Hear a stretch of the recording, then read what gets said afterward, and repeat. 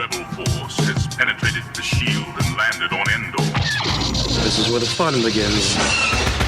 A long time ago, in a galaxy far, far away. This is Rebel Force Radio. Your source for the Force. Star Wars news and commentary. With Jason Swank and Jimmy Mack. I've seen Star Wars 500 times. Star Wars #1! This station is now the ultimate power in the universe. I suggest we use it. Now it's time for Rebel Force Radio. We would be honored if you would join us.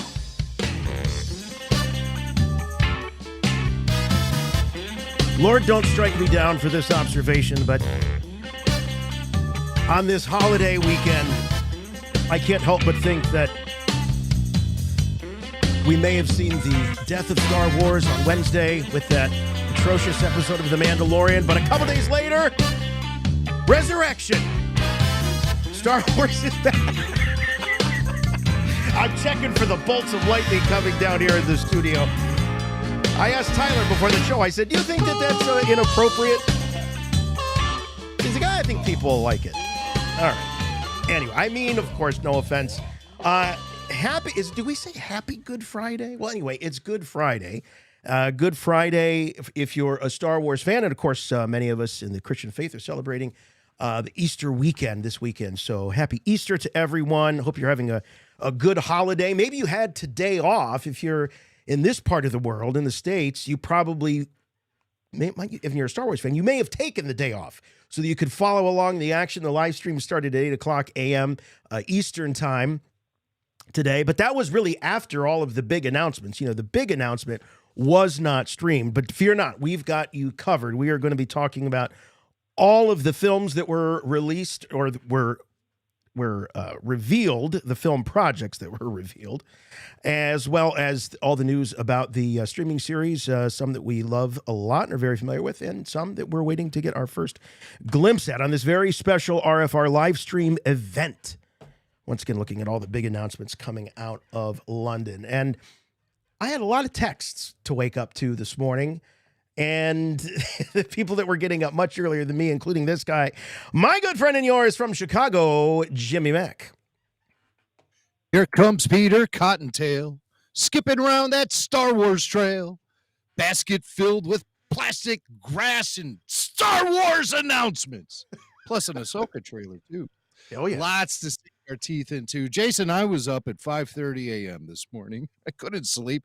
On I must purpose? have woken up I must have woken up about every hour last night. I went to bed purposefully early. And I was up like every hour checking my watch, going, okay, they're lined up outside the place now. They're going to open the doors soon. You're doing the running commentary. You know, you've been there many times. You know what's going on. You don't even have to be there. You know what's going on. I'll tell you what, the couch convention that I attended today was outstanding. It was outstanding. And You've never been more comfortable. Never, ever in my life have I been more comfortable at the convention. Didn't have to stand in line. I had all the news delivered to me via social media, etc. And blown away by each announcement, and thankful too, because I felt like there was a few minutes there where I felt like they're not going to deliver the goods. They're just going to give us updates on the streaming shows, but boy, they came through. They came through big, and with some big surprises too. So I'll be looking forward to breaking all that down, all three film announcements, along with the AHSOKA trailer. We have audio highlights from an interview actually, we have video too, accompanying from an interview Kathleen Kennedy did with IGN. That was rather revealing. Yeah, I got to say, IGN's coverage has been among the best. I got to give them some props. They've been super reliable and updating the feed a lot, so they've done a great job. Yeah, it seems like they had some exclusive access too, at least to KK. Well, that helps. And so she reveals a few things, and We'll be talking about the panels, the trailer, the streaming shows, and we'll be taking your calls as well. So we want to hear what you guys think about all of these incredible announcements. Of course, Jason was being a little hyperbolic at the beginning of the show talking about the death of Star Wars, but he just wanted to work in that whole resurrection joke. I get it. Hey, yeah, no, I would never suggest. First of all, Star Wars will never die as long as you and I both draw breath. That's right, one my thing. friend. Yes. But I was also just kind of leaning into some of the criticism that was thrown our way after that last Mando after shows. You know, they were just really, these guys are so negative. You know, we do nothing for 2.5 seasons, but praise this show because it deserved it. It deserved it. And it finally hit a point where it's like, wait a minute. I think Kyle Newman put it best when he said, look, if you're not going to take it seriously, you know, kind of looking at the creatives, if you're not going to take it seriously, how do you expect me to take it seriously? And I thought that was a really well way to put it. So I was a little frazzled, a little annoyed, but no, Star Wars isn't dead, despite some of the YouTubers' analyses. This is it. You know, I love that. Every time there's a bad episode of one of these shows, this is it. It's over. Pack your bags. Kathleen Kennedy's definitely getting fired next week. You know, how many times do we have to hear this stuff? And why do these guys keep gaining more subscribers? You know, I mean, doesn't their track record mean anything to anyone? No, it's all just entertainment. It's like World Wrestling Federation of Star Wars coverage. But here at RFR, we come at you straight from the heart. We try to be unfiltered. We try to be, you know, very individual and unique. Unique's a weird word to use. Just very individual in our takes on things and try to present you guys with what we really feel from our heart. Independent. How about that? Independent thought here. Independent thought and critical thought too. And it's it was hard to mask my disappointment with that episode of The Mandalorian. But that doesn't mean Star Wars is dead. By the way, also doesn't mean I don't appreciate everybody saying I'm being negative either when I'm just being honest. And you know, that I always want Star Wars to win. I'm the biggest fan in the world of The Mandalorian, and that show set the standard so high in the first 2 seasons that those are apparently difficult shoes to fill. So I loved the focus of what was going down today, vastly different than Kathleen Kennedy's announcements in December 2020 about a lot of projects that never got off the ground. This was vastly different. This today had more of a focus. I have more confidence. I was going to come down here with the salt shaker and make a big spectacle on the camera with that, but I don't think I need it. I have confidence. Actually. What's different this time? What do you think is different this time? Well, number one, I mean, I could get into it as we break down and analyze each individual announcement that came out. All right. Well, we'll do that. So that'll be a running theme, and that's something we want to be hearing from you all too, because I know that there's a lot of cynicism out there. I don't blame you because, as Mac pointed out, we've seen a lot of projects announced. They don't come to fruition, or they get so buried in behind-the-scenes drama and firings and replacements and all that. It is hard not to be cynical. So I think that is one thing. Here's the rule. We're going to approach these announcements as if they're actually going to happen. I don't want, us to be talking about this and going, well, it's never going to happen, So, no, where was the fun in that? Why would we even be talking about it if we didn't think it's going to happen? So we're approaching it from that standpoint. But would love to hear from you if you think that this is just going to be more of the same. And why is that? I do want to address the Mandalorian backlash. Dave Filoni, according to this report by Empire Online, and I think this quote was from the panel. He was talking about how The Mandalorian Season 3 is about reflecting different points of view in the galaxy, and that Star Wars is made by creators, each with their own point of view. So this was Dave sort of addressing some of the lackluster reviews that fans and critics alike have been giving The Mandalorian. If you know, The Mandalorian was not just loved by fans, but it was also really enjoyed by critics as well. which is unique, to Star Wars in general. I have one issue here with what Dave is saying, and I don't want to be picking on him. This is a big day for him. Super happy for him and proud of him here at Rebel Force Radio. But the idea that when you're talking about one season of one series and you say, well, it's reflecting different points of view and it's made by creators and they all have their own point of view, that doesn't really answer the question for me, because point of view or no, the fact is it is a single season in a series called The Mandalorian. And Rick Famuyiwa went even further and actually said that the rumor that the show's title is not even about the lead character, played by Pedro Pascal. He says, who are we even talking about? So he's kind of deflecting by saying, he kind of leaning into that rumor. Now, I didn't hear it. These are just quotes. So the context is everything. But from what it seems like, Dave is saying, well, there's a lot of different creators and they all have their own point of views. You're going to get different types of episodes. And Rick is saying, well, we never said who the Mandalorian was. It could be a lot of characters. So to me, this is kind of, it's spin, but at the same time, I don't think that it answers the question about the show sort of losing focus and taking its eye off the prize, which is really the relationship between Mando and Grogu. That's the heart and the core of the show. And this season has not given us a lot of that. Mm-hmm. Yes. And then the deflection saying, well, everyone has their own different takes. Well, I mean, you expect each different director to bring in some of his or her own personality and style into the show. But there has to maintain a consistency from episode to episode. And this is a problem Star Wars has been facing since the sequel trilogy. The whole pass the baton notion. Fans don't like the pass the baton. We want consistency. We're not watching the show to say, well, this week it's a Bryce Dallas Howard episode. I'm so excited. I never approach the series in that way, or Star Wars in general in that way.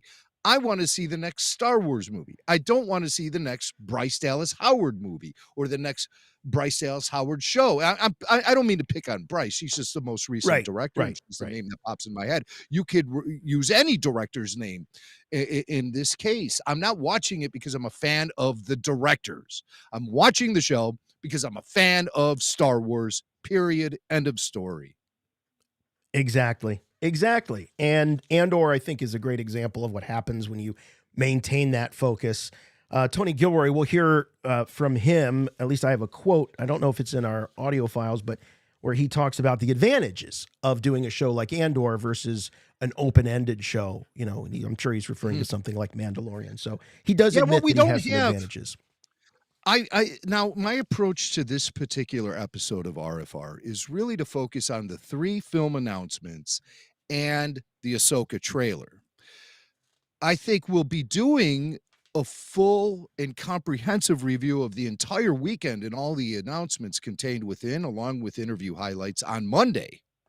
But today I was just a little more focused on the breaking news, as opposed to Andor, which is, season 1 is done and we're more than a year away from season 2. So that's not really my hot topic right now. The thing that's the top priority for me coming into the show is the 3 films and the AHSOKA trailer. So whatever we don't get to this show, I mean, we'll also talk about streaming shows. The Acolyte made a big splash in Star Wars Celebration. Lots of people talking about the Acolyte. Very impressed with the rollout for this show. Skeleton Crew, a little more of a muted rollout, I think, when you compare it to the Acolyte. I think the Acolyte stole the show today, but we also did get information on Skeleton Crew and Andor, and of course, AHSOKA. We were expecting a big splash for AHSOKA, and they came through with the trailer. I was so happy to see that AHSOKA trailer this morning.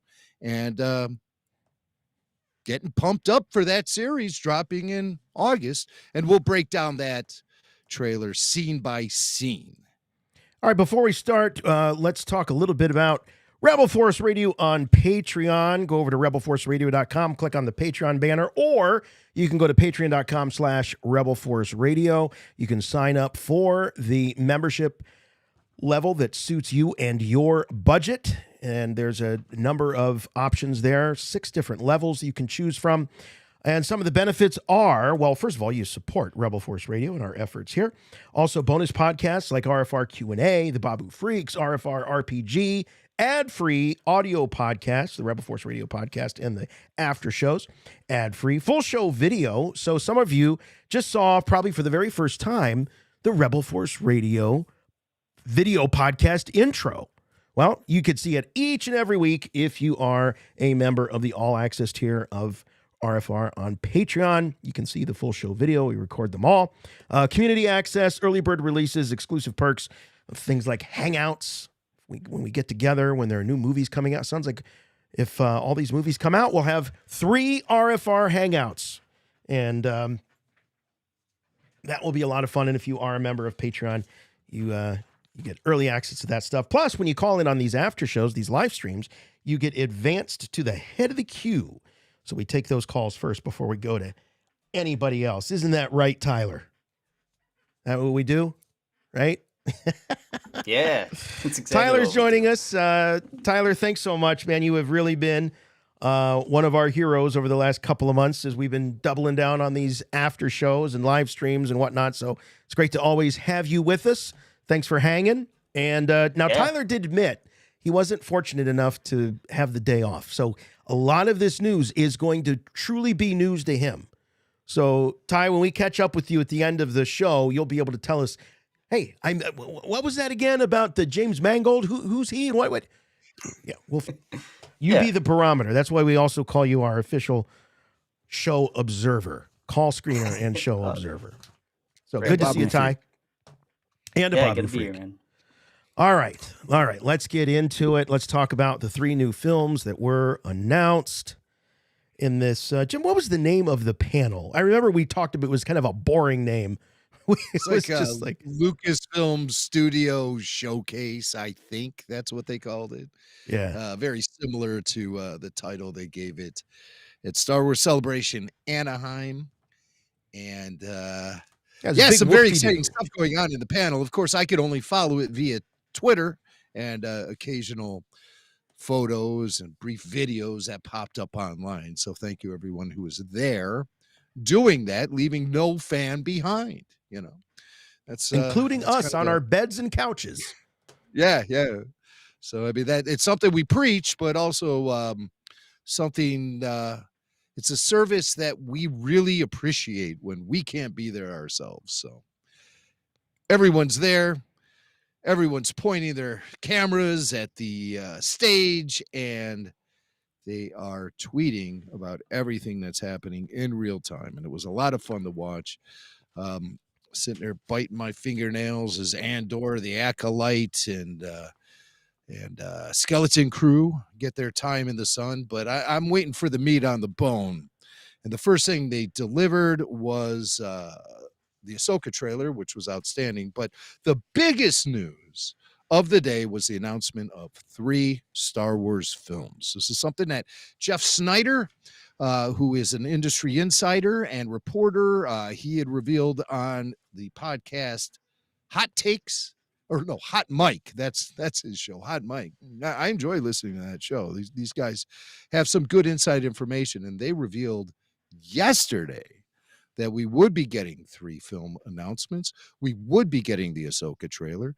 We would be hearing the announcement of a Dave Filoni directed film. And also a couple little tidbits that they threw in their report was Kathleen Kennedy and Jon Favreau. Reports of a falling out between the two of them are not necessarily fiction. That sometime after season 2 of The Mandalorian, there was friction between Favreau and Kennedy.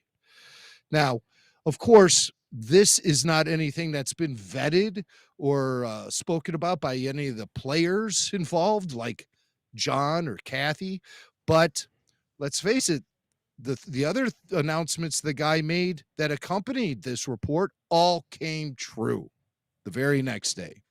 So I think that maybe there might be some smoke behind, or some fire behind the smoke. What were the details of this falling out? Were there any? What was it about? Where do they stand now?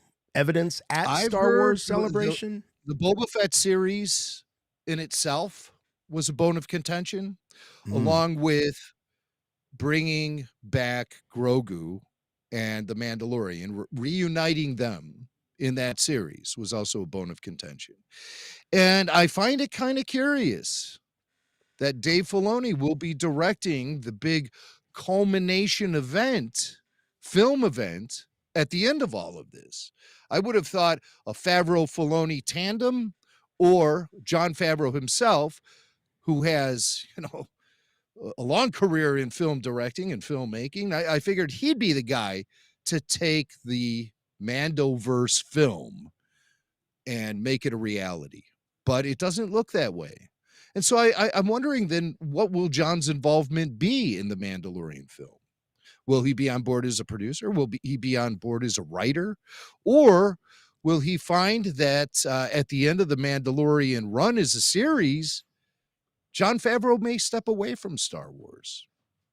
And I find that to be something that could be a reality if indeed the tension between him and Kennedy has got some steam behind it. So, I saw a video of, and I sent it to the Jedi Council. It was a fairly lengthy video, about 20 minutes long, sit down with Dave Filoni and Jon Favreau. And it was from Star Wars Celebration. Nothing that happened on stage. It was a media outlet. Right. And when I was watching the video, I just had this feeling. Now, I'm not trying to start rumors, but I just had this feeling that they didn't quite have the same levity between them. They didn't quite have the same rapport that they have had in previous interviews. It just seemed there was something off the rhythm between the two of them. And there were a couple of moments where John, I thought, sort of cut Dave off and delivered an answer. So again, it could have been, it could be jet lag. It could be a lot of things, and it could also be my imagination. I just felt that typical Favreau, Filoni, good-spirited ribbing that they do with each other that we've seen on display many times, it just wasn't there. It just did not have the same warmth. But okay, could be there for a lot of reasons. Folks, I didn't really pick up on that, but I actually, on the other side of the coin, thought that John was being a little more. He was deferring more to Dave and trying to prop up Dave a little bit, because it is Dave's big day, and he's finally making the transition into becoming a feature film director. So I don't really know how to look at that. A lot of people in the chat are saying, hey, Favreau says he doesn't like directing. He likes to write. I've never heard John say that. But maybe he prefers writing to directing, but I don't see Jon Favreau passing up on his career as a director. He certainly has directed a ton of things. Somebody says Fav and Filoni should call us up for marriage counseling. Oh, no. We're the last people there. Yeah, no, you don't. You don't want that. You know what? And again, I'm not trying to start rumors. I just felt that their rapport was a little bit different. But let's talk about the movies. This was the biggest surprise for me, Jim. Of all the news that came out, I was not expecting to see Daisy Ridley on stage at a Star Wars Celebration this soon, talking about the further adventures of Rey. I thought that this was certainly something that might happen in the next 5 to 10 years. Give that sequel trilogy another generation to develop some real nostalgia. But man, of course, by the time the movie comes out, it's going to have been a while since we saw these. I say these because I'm assuming that there will be others in the film that James Mangold will be helming, starring Daisy Ridley. I'm sorry, not James Mangold. My bad. This is Choi. Armin Obey Chinoy. Yeah, Chinoy. So We assume there will be others. And John Boyega recently was quoted as saying that he's sort of made peace with his role as Finn in Star Wars. That's interesting timing. Could it be because you just, as you called it, the Brinks truck just rolled up to John's house and offered to drop off some cash to be in this Rey movie? But yeah, so this was the movie that Damon Lindelof was writing. He's now no longer the writer on this film. He has moved on. They have a new writer. So it was announced. You know what that means? The That Damon means Lindelof movie. Yes. You owe F.J. DeSanto money is what that means. I owe F.J. DeSanto $50. The bet was, and I was feeling so confident because the night that, we had heard that Lindelof was making those comments about, I don't know if I should be baking Star Wars, cooking Star Wars, if I should just eat Star Wars, that sort of thing.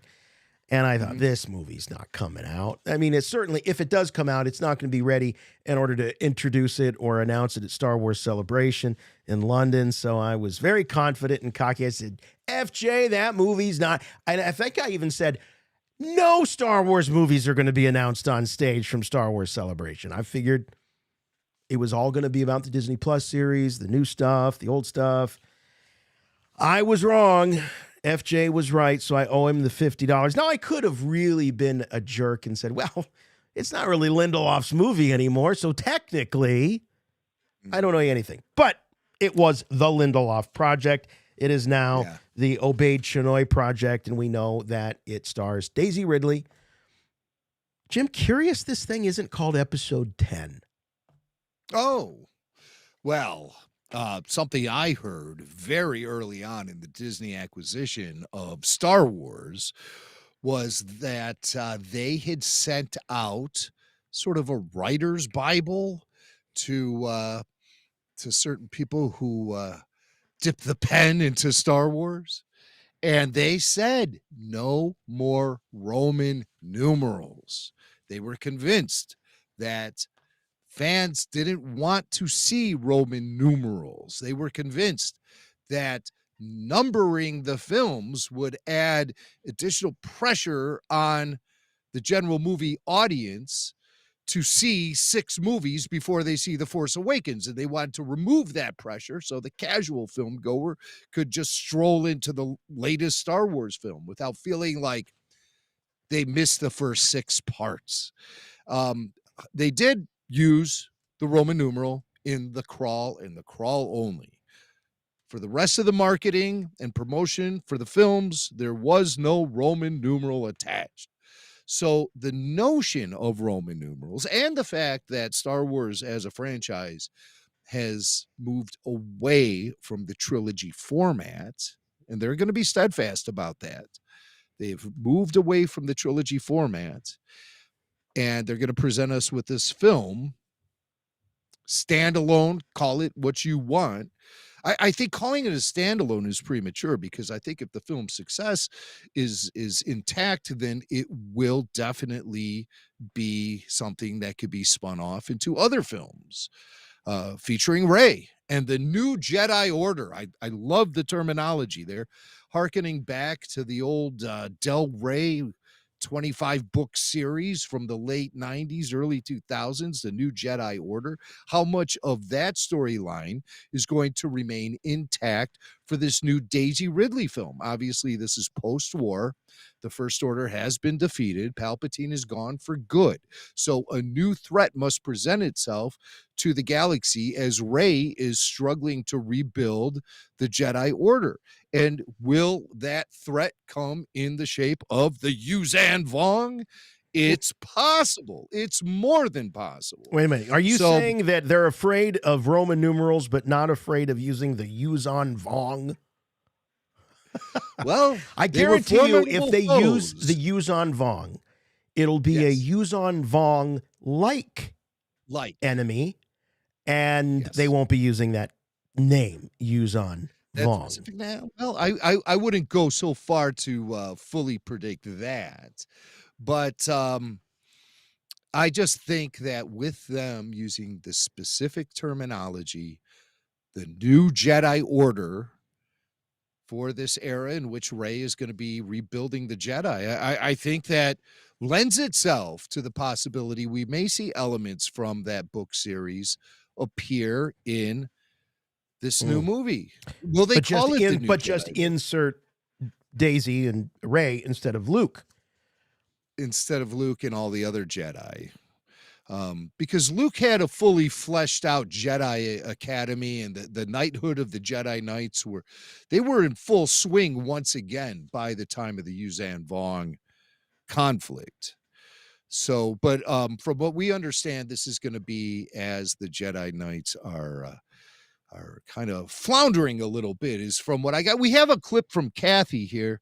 Kathy Kennedy talks about the new Jedi Order and the return of Rey here in this little clip from IGN. Well, we're 15 years out from Rise of Skywalker. Right. So we're kind of post-war, post-First Order, and the Jedi are in disarray. And there's a lot of discussion around who are the Jedi, what are they doing, what's the state of the galaxy. And she's attempting to rebuild the Jedi Order based on the books, based on what she promised Luke. Based on the books. Books. Bada bing. Bada Based bing. on the books. Now, what does that mean? That could mean the books that we actually see in the film. The Jedi tomes. All right. I'll throw that says, out there. She Sure, says that's a possibility, based on but the I think books unlikely. and based on what she promised Luke. Yeah. Yeah. Well, okay, based on the books. I really think she's talking specifically about the new Jedi Order. But Jason, you're right. That could be a loophole there. She was talking about the books that Rey found in The Last Jedi in the tree trunk. It's interesting. She talked the Jedi are in disarray. So maybe Rey is trying to build the Jedi as a more traditional order, like we saw in the prequels, and it's not working again. And Luke was right; it doesn't work. And so maybe that's what this movie will be about: is Rey discovering what does work. Also, interesting that Kathy Kennedy says that the Jedi, there's a lot of time talking about who they are and what they're meant to do. There's debate about their purpose in the galaxy. And so I believe along with that debate, we'll see a redefinition of what the Jedi are in the new Jedi Order. All right. I just have a quick question for you. And I don't mean to be flip, but I'm going to be flip. All right. Do you think Kathy Kennedy really knows the new Jedi Order books? I think she's only ever heard what's of been them. presented to her in story pitches, perhaps. Okay. I don't see her, sitting down reading all 25 books. I'm a super fan. I struggled to get through all 25 books. Trust me. I I don't even wish that on Kathy Kennedy at this point. Okay, here's a couple of quick thoughts that I have about this particular movie, and this is not an indictment on Daisy Ridley at all, because I think was extremely charming. I absolutely fell in love with her in The Force Awakens. Loved her in Force Awakens. Thought she was completely underserved by the two films that came after. Loved her in Force Awakens. A couple of issues I have with this. The first is that this is the Lindelof script, or this is the Lindelof pitch. We know that because he was the guy that seems to be the first guy that was hired for this. So he was likely the one that pitched Lucasfilm on an idea for this movie. He's gone. Chinoy was hired. So she's the hired gun. She stays on. It's not a passion project for her. It's a gig. She wants to direct a Star Wars movie. Great. She can be the first female to direct a Star Wars movie. Great. All that. But who's attached to this movie that really has a burning desire to either tell it, direct it, what have you? It feels very forced. I have to use a term. It feels very forced. It doesn't seem to be. There's not this clamoring that I hear amongst fans for another Rey film or the extended adventures of the crew that we met in the sequel trilogy. Those films remain very split amongst the fandom. And so I'm not feeling anything, unlike Filoni, we'll get to that film where, it's the Filoni verse, it's the Mando verse. He and Favreau have created this. You know that there's going to be a lot of drive, a lot of passion and excitement from him to bring it to fruition. With Mangold, I don't know, honestly. That one feels to me like a bit of a Rian Johnson move where, we haven't even seen the indie movie, but they hand him a Star Wars movie because they liked working with him so much on indie. Well, let's just give him a Star Wars. But this guy has a lot bigger and better credits to his name. So that one, I feel like, okay, I get it. Mangold, this is going to be a passion project for him. I think that he's probably driving the story or helping drive the story. This one, I really want to know why he left. Why Lindelof left. Was it because he didn't want this to be about Rey? Was it a story that was completely independent of those characters in that era? And they go, this would be really great if it was Rey. Well, it all comes down to what you started off this whole analysis with is how did this movie come to fruition? Was it Lindelof who presented a concept to Lucasfilm, or did Lucasfilm have a concept and they thought, well, you know what? Damon Lindelof, he could pull this off. So they brought him in. Lindelof's reasoning, as he said at South by Southwest, he talked to Slash Film, and he said the degree of difficulty is extremely, extremely, extremely high. 3 extremelies. And he also said, if it can't be great, it shouldn't exist. And that's all he said. Mm-hmm. Now, that sounds to me as if he is condemning the idea, the entire concept for the film on a whole. He says, if it can't be great, it shouldn't exist. That's what he's saying. That doesn't sound like a guy who pitched an idea to Lucasfilm. I mean, look at Zack Snyder. He pitched an idea to Lucasfilm. It didn't work out. They rejected the idea. So he's taking it now and making his own film out of that idea called Rebel Moon. And it's not going to be a Star Wars film, obviously, but Zach believed in the idea. Yeah. Lindelof, are you telling me Damon Lindelof, lifetime Star Wars fan, acclaimed writer, success in his resume, and that he went to Lucasfilm and pitched them on an idea that didn't work out, so he says it can't be great? I don't see Damon Lindelof throwing himself into the fire like that. I think he is trying to disassociate himself from whatever this movie evolves into. It can't be great. It shouldn't exist. That's what he's saying. He's publicly condemned this film. Now, as a Star Wars fan, when I get this announcement that they're bringing Rey back, and it seems like all gears are in motion, they have a director, they have the star of the film, and they have their writer, Stephen Peaky Blinders Knight. Yeah. They have all these things into place.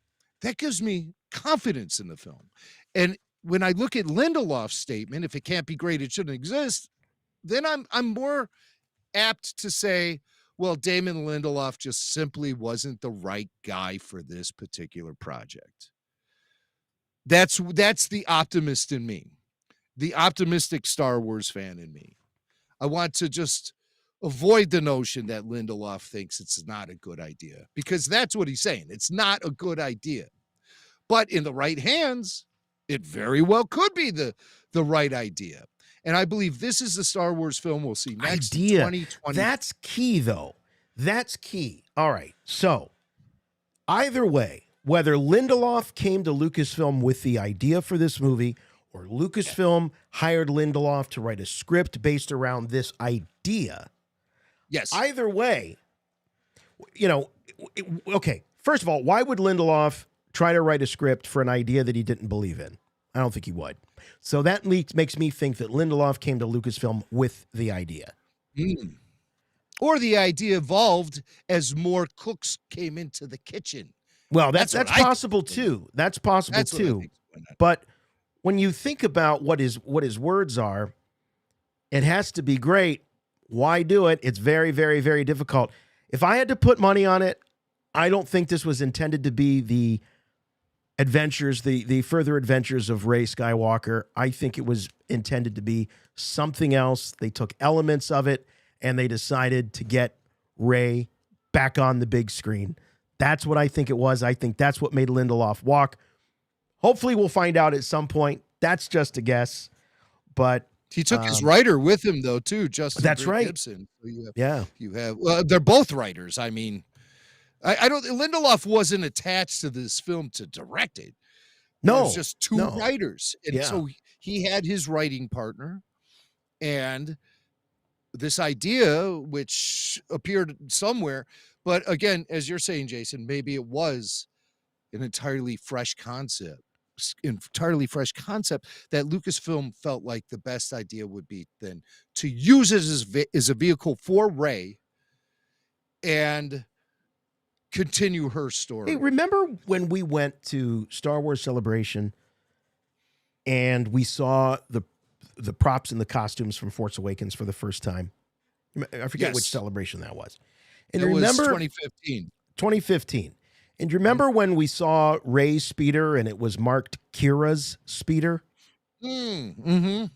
Because at one point she was going to be Kira. Right. Right. I mean, that's how quickly these things can change. And I think it's very easy for them to say, this would be great. I love this story. Love what you're writing. This is great. What if we make it Rey instead of whoever this character is? And then look, I think that there's a lot of hubris and pride in this when it comes to Disney and a guy like Bob Iger. You look at Galaxy's Edge, which was completely branded around that era and those characters. Rey's still running around at Galaxy's Edge. I think that this has been motivated from the top in the same way that we've speculated that Grogu getting thrown back into the Mandalorian, and they did it in Book of Boba Fett, was from the top. One thing I want to mention here real quick, because I've seen a lot of people in the chat say, well, you don't have to be a super fan to write or direct Star Wars. That's not my point. When I talk about Filoni's passion, obviously Filoni's a different thing. When I say passion, I mean the originator of the idea, the first person to come in with the project, not a hired gun that is just going to take whatever the next Star Wars thing is, somebody who came in with an idea. That's what I'm talking about. They said Tony Gilroy's not a super fan. That's right. Tony's not a Star Wars super fan, but he's a big Andor fan. He's a big fan of those characters. He's invested in those characters. That's my point. You don't have to be a super fan. I totally agree with that, but you got to have, I think, some burning desire to tell the story, because the story is what matters.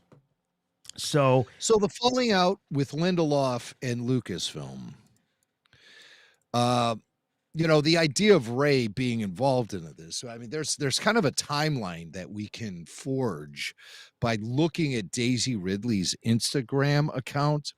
In early December, she posted a photo of a Yoda statue at Lucasfilm headquarters.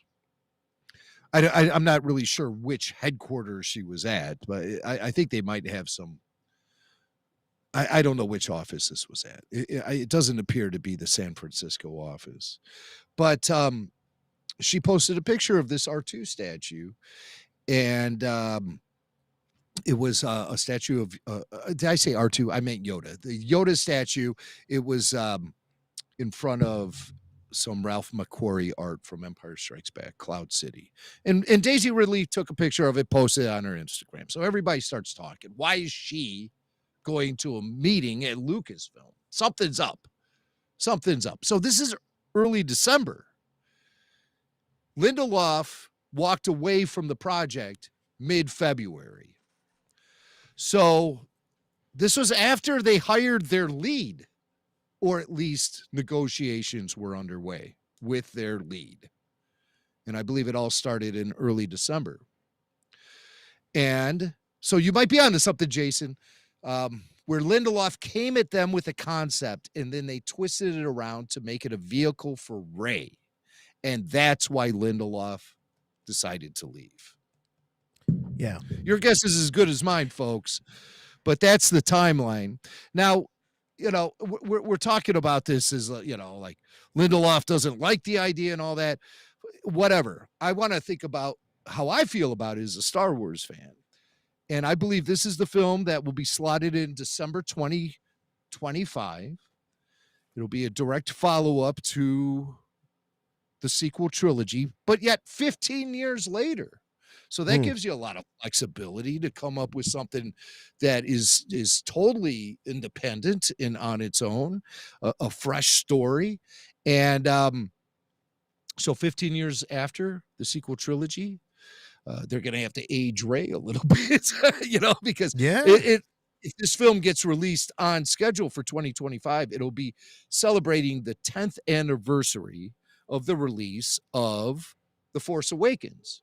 So maybe they don't have to, you know, add 5 years to Rey. Who's going to even notice? She's a Jedi.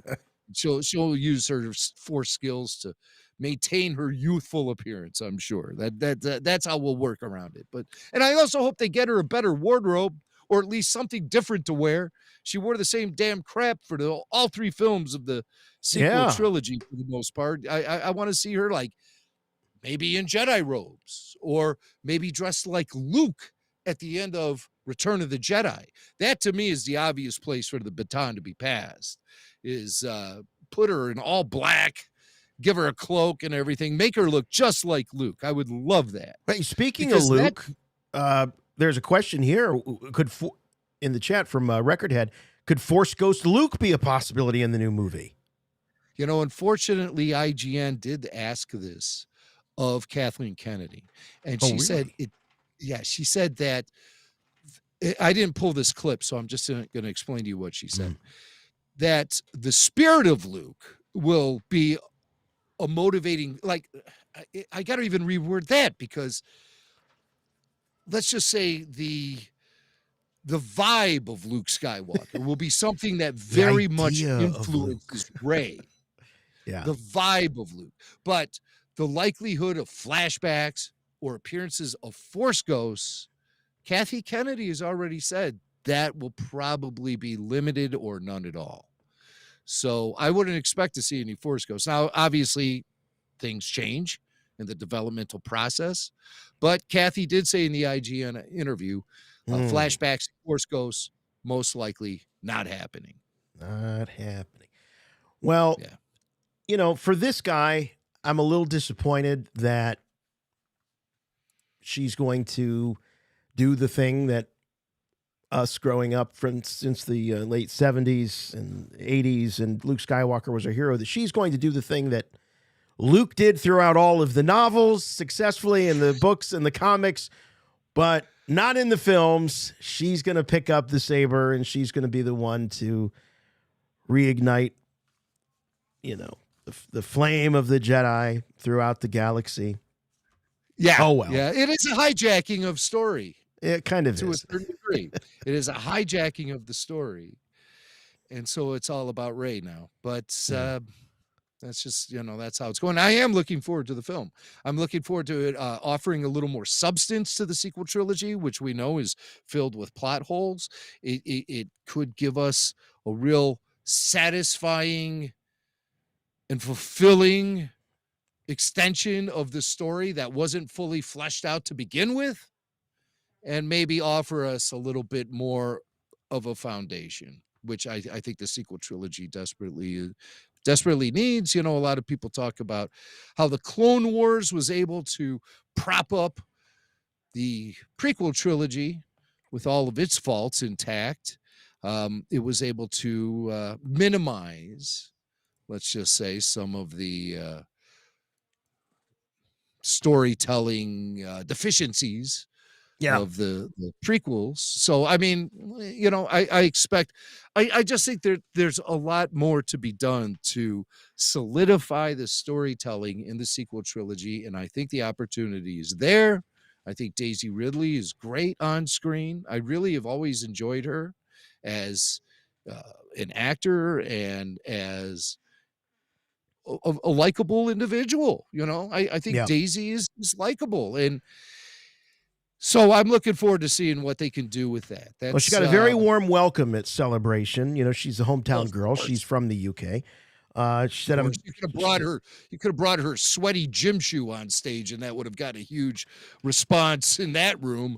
I mean, that's the funny thing is I saw a lot of reports today. Like, the crowd went nuts when X, Y, or Z happened. And I'm like, of course it did. This is Star Wars Celebration. Well, sure. These if you people can't will go crazy if BB-8 farts on stage, people will go nuts. It's it's the easiest audience in the world. But when you're in that room and people do go nuts for things, there is an electric energy there that it's a lot of fun to soak in. Now, Charmine Obaid Chenoy said, "I've always been attracted to the hero's journey and the fact that the world needs many more heroes." So, hero's journey, some have sort of said that Rey never really had the canonical hero's journey. The fact that Chenoy is citing this would indicate that Rey's hero's journey continues with this story, that it's not finished, that she's not necessarily going to be the wizened old wizard. We saw Luke, allegedly become that role in the sequel trilogy after his hero's journey in the original trilogy. So we've got Rey's original trilogy, the sequel trilogy, and then we've got this story, and Chenoy is talking about the hero's journey. So we'll see. Maybe that 7, 8, 9 was just the beginning of her hero's journey, and there's much more to unfold. Well, let's talk about the James Mangold film. Yes. This was a huge surprise. Well, really, all of these were surprises, to be honest with you. I mean, we knew that the Lindelof was the most furthest along in pre-production. I did not expect it to take on the form of a Rey Skywalker story, but at any rate, so yeah, James Mangold, and I don't know a whole lot about him, to tell you the truth. I know he's done a lot of great stuff, including the new Indiana Jones and the Dial of Destiny, which that got a trailer reveal at Star Wars Celebration, which is kind of interesting. But Mangold, I don't know a whole. Ferrari. He did the Old Man Logan film, the adaptation of that. I think they just called it Logan, and that was very well received by comic book fans and film fans. The Logan film. And Ford versus Ferrari, of course, nominated for Academy Awards. So, all right, this guy's coming in. He's bringing the goods. He's got the pedigree, that's for sure. Do you remember he was also attached to the Boba Fett film? Yes, I do recall that. That was the Trank movie. After they blew out Josh Trank, yeah, it was rumored that James Mangold, the Hollywood Reporter, even had an article on this, that James Mangold would be joining Simon Kinberg on the Boba Fett project. So Kinberg is the guy really who you can look at as the guy who brought Mangold into the fold at Star Wars to begin with.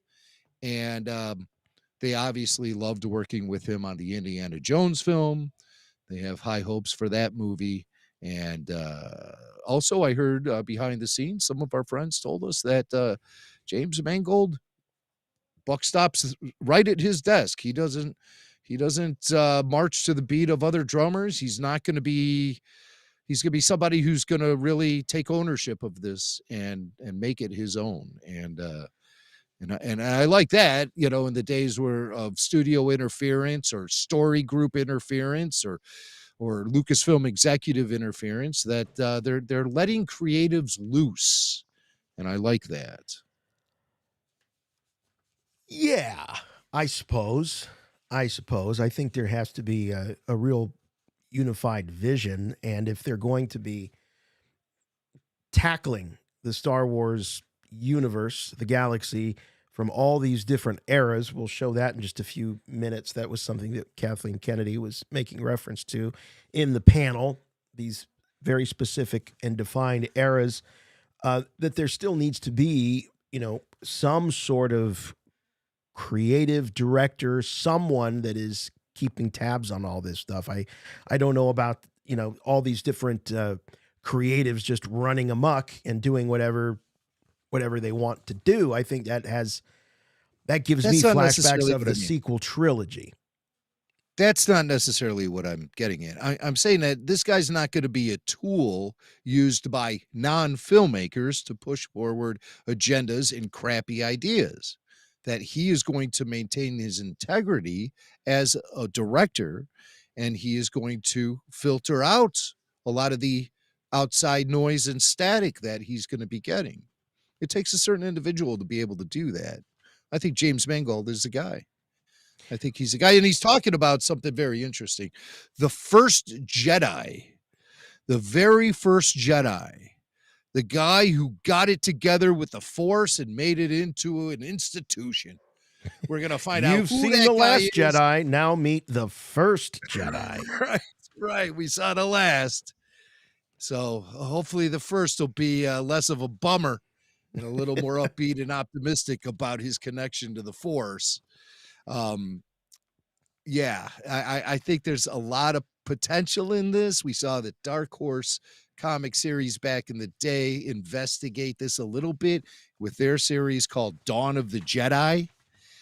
Is that what they're going to start calling this era? Dawn of the Jedi or Dawn of the Force? Or so this, I feel like this is somewhat new. The way that they're designating these eras. So it begins with the Old Republic, and the Old Republic is. You don't have this is not right. This is not the full thing. There's one before the Old Republic. The photo I sent you today. There should be one in front of that. This one right here. There we go. There's the Jedi. Complete graphic. Dawn of the Jedi. Yes. And if you notice, the symbol for Dawn of the Jedi resembles the mosaic that was on Ahch-To in the first Jedi temple. There was a mosaic there in a fountain, and it featured a very similar looking design of the Force user, kind of split between light and dark, with a saber separating the two halves. That was supposed to be the first Jedi seen in that mosaic in The Last Jedi. And so if we're looking for a brand new era, this is 25,000 years prior to the events of A New Hope. So a brand new era that they're forging ground on, and James Mangold is the guy to do this. Mm-hmm. It's followed by the Old Republic, and that's when we see things like Knights of the Old Republic. Right. And then you have the High Republic. Order. What's that? The High Republic, which is books and the Acolyte. And then the Fall of the Jedi. This is the prequel era. Fall of the Jedi, followed by, what is that? That's Rise of the Empire. And this is... the two eras that are virtually interchangeable. This is right? Andor, Kenobi, it's between Revenge of the Sith and A New Hope is what it is. Right. Which is why I find it weird that they separate the two. That's an era we always just called the Dark Times back in the day. But now they've separated between Fall of the Jedi and Rise of the Empire. I mean, really, they're both one and the same in my book. Yeah, I agree. I mean, Fall of the Jedi, that really would be just the prequel films and then some of the tie-in material in between, which there hasn't been a whole lot of that in the Disney era. Right. They've been pretty hands-off when it comes to the prequel stuff. Oh, I mean, Fall of the Jedi, Rise of the Rebellion, Rise of the Empire. Yes. Those two are interchangeable. I guess, really, Fall of the Jedi does specifically focus on the prequels. Right. Whereas Rise of the Empire, Rise of the Rebellion, those two are very interchangeable. No, it's Reign of the Empire.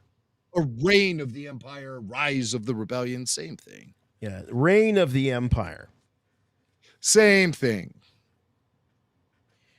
And that's the sorry, I kept saying Rise is a typo here. So yeah, the Rise. Reign of the Empire. Then you have the Age of Rebellion. Of course, that's the original trilogy. The New Republic. That's the era following. That's really that Mandoverse. Mandalorian, Ahsoka, Book of Boba Fett, and then Rise of the First Order. And that officially begins with The Force Awakens. And then you have the New Jedi Order, which would be this Rey film that's coming out. So it all breaks I mean, don't down. you love how clever they think they are? I mean, in one sense, it's like, look at this bold new vision that we have, leveraging all of this great, It's basically the same old. But they're putting their own little stamp on it. Like, we're going to call it the New Jedi Order. Like, no one's ever heard that before. Right. And Dawn of the Jedi. That was, again, and Dawn of the Jedi, right. Hey, when a franchise has been around almost 50 years, it's hard to do anything brand new, right? Hey, I like the fact that there seems to be a certain amount of expanded universe love going on here. They are embracing the past. Remember when Kathy Kennedy said that they were working totally from scratch? They had no books to go to or no nothing. Literally Somebody said, finally, it's not like Marvel. We don't have comics and we don't have yeah. What are you talking somebody about? finally marched her into I don't know, a Crocs and Britannios, or do bookstores even exist anymore? I don't even know what's still out there. Sure they do. Sure they do. Somebody marched her into that place and said, Kathy, my God, there are so many books here. Maybe it was Filoni. Dave Filoni's only been in the executive ranks for the past couple years. And here we are getting an announcement about how it appears Lucasfilm has finally got their you-know-what together, and they have a solid game plan. And I think that Dave Filoni's influence on the executive ranks may have brought us this moment. We know Filoni. We hesitate to heap so much praise on him. I think some of the praise he gets is kind of unwarranted. But in this case, his elevation to executive ranks, and then being presented with a solid game plan like this from Lucasfilm is, I think, something to be looked at. It's more than just a coincidence. I think the Filoni influence is starting to finally manifest itself into a solid game plan for Lucasfilm. I think he may be the guy that's saying we need to get organized here. Yeah, we need to map this out, organize this stuff. It does have that. I also do. I do know, because we back in the day we hung out with Dave a bit, and I always had, I kind of had an affinity for Dave because he was like me. He had pretty much read the Thrawn novels, and that was about it. He was not a reader. Now he obviously, through friends and of course all his connections at Lucasfilm, his relationship with Pablo, etc. He became very, very steeped. He knew who these characters were. He was aware of them, and he was interested in them. But as far as, Dave sitting there reading EU book after EU book, that's never been that guy. And he wouldn't admit to that either. He wouldn't say that he exposed himself to a few. He exposed himself to. But it became so unwieldy that even the most diehard and voracious readers, they found themselves getting lost as well. Yeah. So let's get to this KK clip here. We've got Kathleen Kennedy talking about James Mangold, do we not? Yeah, we have something. Well, I've been following Jim for a long time. Yeah. I mean, his work has been consistently so good. And certainly when he did Indy 5, it was clear that he's a real filmmaker, and he loves movies, and he loves Star Wars. He always has. And he's constantly been in my ear, hey, maybe. And then he came up with this idea, and we sat down and talked with Dave about it, and Carrie and all of us, and agreed that this would be a really good next step. Oh, we sat down and talked to Dave about it. That's pretty interesting. A couple of years ago, I don't think Dave would have necessarily been involved in that meeting, but now he is. So good call, Mac. I think that we are seeing the Filoni impact finally in the grand scheme. She also mentioned Carrie, and that's a shout out to Carrie Beck, who's been with Lucasfilm for quite a long time now, like 10 years. And she's somebody who's always worked closely with Filoni on the animated stuff. And then she got elevated up to a choice executive position there at Lucasfilm, executive vice president in charge of live action stuff, I think. So she's in there on a lot of meetings and stuff. And Filoni's in there on the meetings. And you got James Mangold coming up with these ideas on his own, talking with Kathy while they're producing the next Indiana Jones film. I like the way these dominoes are falling. I got to tell you, because it doesn't seem like anything that it's not so forced. It's not so desperate. There's so many of these Lucasfilm productions. Some of them reached fruition. A lot of them went belly up, but there was just a certain air of desperateness about them. I hope we get this right. This stuff seems like it's coming out of the ether in a much more organic, I agree, legitimate way. And that's where, with the last film, with the Obey Chinoy Ray film, with Lindelof out, that's what I was saying, that it no longer, with Lindelof out, it doesn't have that organic sense of development like we're getting here, where we hear that Mangold came to them with this idea. They talked it over with Dave and Kathy, and there you go. And now they've got, you got a picture. Now we got a picture. And it's a fresh idea. Yeah. And it will be free to move without the restrictions of 45 plus years of development and, get buried under the weight of its own past. This is the most fresh start you could possibly have for Star Wars. This is the origin story of Star Wars itself, of the Force and the Jedi. I think that's kind of compelling. We've always focused so much on individuals and their origin stories, but now we're getting the origin of the Jedi and their connection to the Force itself. There's a lot of places we can go with this idea. There sure is. So I'm pretty excited about that. I am also excited about this, and that is that Dave Filoni is finally getting himself attached to a Star Wars feature film. Dave Filoni going to be directing the big screen debut of, well, it's not the debut of characters like Boba Fett. They've been on the big screen before, but it is the culmination. It's sort of the team-up film. It's the Avengers of the Mandoverse, where we're going to see the Mandalorian, characters from the Mandalorian, from the Ahsoka series, from the Book of Boba Fett, culminating into some big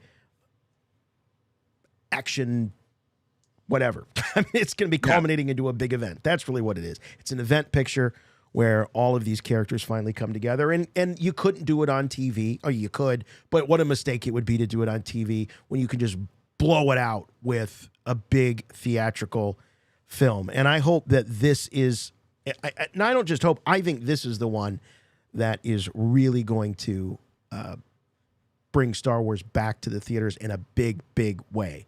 Not saying that the Rey film won't do well. I think it'll do fine. Is it going to show up in the top 5 all-time grossing films? I doubt it.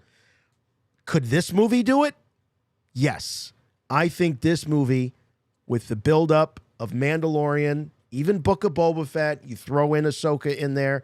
I mean, we're likely going to have another season of Mando and probably 2 seasons of Ahsoka under our belt before we see this film. Oh, I think there'll even be more than that. I predict there will be 5 total seasons of The Mandalorian and, maybe 2 of the Ahsoka before we see this. I think it'll be 5. I don't think we'll be seeing this film. Yeah, I think this is the film that will be slotted into 2029. So I think we're significantly many years away from this. But all of the development of the story going into the streaming series will pay off with this movie. Mm-hmm. So in essence, they've been working on this movie ever since Jon Favreau walked into Kathy's office and pitched The Mandalorian back in 2018. Everything is leading towards this. And this is a big buildup, man. This is a decade in the making by the time we finally see it on the silver screen. Wait a minute. I want to go back. I did I hear you right? Did you say that the idea for this goes all the way back to the beginning of Dave and Favreau pitching Kathleen Kennedy? I don't know necessarily the idea of a feature film. I think that's a relatively new concept. But I think the development of the story all goes back to that moment, that pitch meeting, and leading us up to what will eventually be the film. I don't think they had it all planned out back then, but I'm just saying that that's when it all began. And I think this is what Kathy Kennedy announced in 2020, December 2020. She said, AHSOKA, The Mandalorian, Rangers of the New Republic will all culminate in a final feature event. She didn't say film. She said event. And I believe when she made that announcement, she was talking specifically about a streaming miniseries. But with Star Wars having so many false starts as it tries to get back into movie theaters, I think finally somebody just said, well, we have to accept the no-brainer that's presented in front of us and put the Mandoverse in movie theaters. Put it on the silver screen. There's your big payoff. That's how entertainment has traditionally worked. If you talk about TV series that have been, then they make the big jump to the movie screen. Usually that's how it works. You have the series first, then you have the movie. Been doing it forever that way. And now they're going to do it with Star Wars. And it's the biggest no-brainer in the world. It is the biggest no-brainer. But it's tricky because you got the corporate heads at Disney saying, okay, we're going to put the films on ice for a while and focus as hard as we can on the streaming series so the Disney Plus platform will get built up. But now we're a little bit beyond that. The Disney Plus platform doesn't appear to be the guaranteed victory that Bob Iger thought it would be. I don't think they'll ever catch up to Netflix at this point. So they have to look at smarter ways of distributing the content. And at the same time, Star Wars as a franchise wasn't purchased by Disney to be a bunch of TV shows. It was purchased specifically to maintain presence on movie theater screens. And so it's an absolute no-brainer then to take the most successful Star Wars of the last decade, The Mandalorian, and segue it into the cinemas. It's a no-brainer. And I'm really happy that it's going down. It's something I've wanted to see. We have comments on Kathy Kennedy about the Filoni film, about Dave's evolution into a filmmaker from animation and television. And also she does provide us with a hint about the timeline to back up what I'm saying as far as this being the film that will be slotted into 2029. You know, it hasn't been something that we just decided. It's actually, I feel like it's been something we've been working toward, and he's been working toward for almost a decade. Yeah. So this is a very evolving process. Nothing happens, overnight, but it's really thrilling to see him take this step. Obviously, taking all the work that he's been doing in animation and now in television with Jon Favreau, and he's moving some of those storylines into the feature space. So there's going to be a lot people will recognize. Yeah, I mean, this was... What? Oh, I'm sorry. It's another clip where she sort of lays out the timeline. I'll play that in just a minute. But go ahead, Jason. What's your... Well, I was going to say, yeah, this is... Some of this feels like a little retconning the past. I mean, Dave was not the golden boy at the very beginning of the Disney acquisition. No. Dave was on thin ice. We know that to be true. So this whole idea that, he confided in us. He confided in us back in 2013 that he didn't know if he still had a job. Yeah. Dave Filoni was very friendly with us, and he was very forthcoming with us off the air. And he made it very clear, I don't know if I got a job. And this went on for about 6 months, folks. 6 months of shaky ground. And what happened during that time? Lucasfilm Animation got blown up. Clone Wars got canceled. Dave Filoni was crapping his pants about his gig. This was no walk in the park for him. This was no done deal. This is a guy who had to survive the executioner's blade numerous times and at the same time prove himself. Right. And here's Filoni, and this is the great reward. And he's done it. And for anybody that thinks that, oh, well, because he was taught by George Lucas, and the only person really there that was taught by George Lucas on how to make Star Wars, those were George's own words, that wasn't any kind of job security for him. There was little to no respect in those hallways for anybody that learned at the knee of George Lucas. You would think that would be a no-brainer, that would be complete and total job security. It wasn't. Yeah. It wasn't. So Dave did have to prove himself, and he did. I think he did, and he did it in spades, and he became sort of our new hope when it comes to Star Wars in the post-Disney era. So I couldn't be happier for him. But I always get a little sick to my stomach when I hear Kathleen Kennedy talk about the totality of Dave's time there, and she just believed in him right from the beginning. And but you're right. This thing was right in front of them. It was the no-brainer. They would be absolutely crazy if they didn't do it. Jim, just a few weeks ago, you were talking on one of the Mando after shows saying, you know what?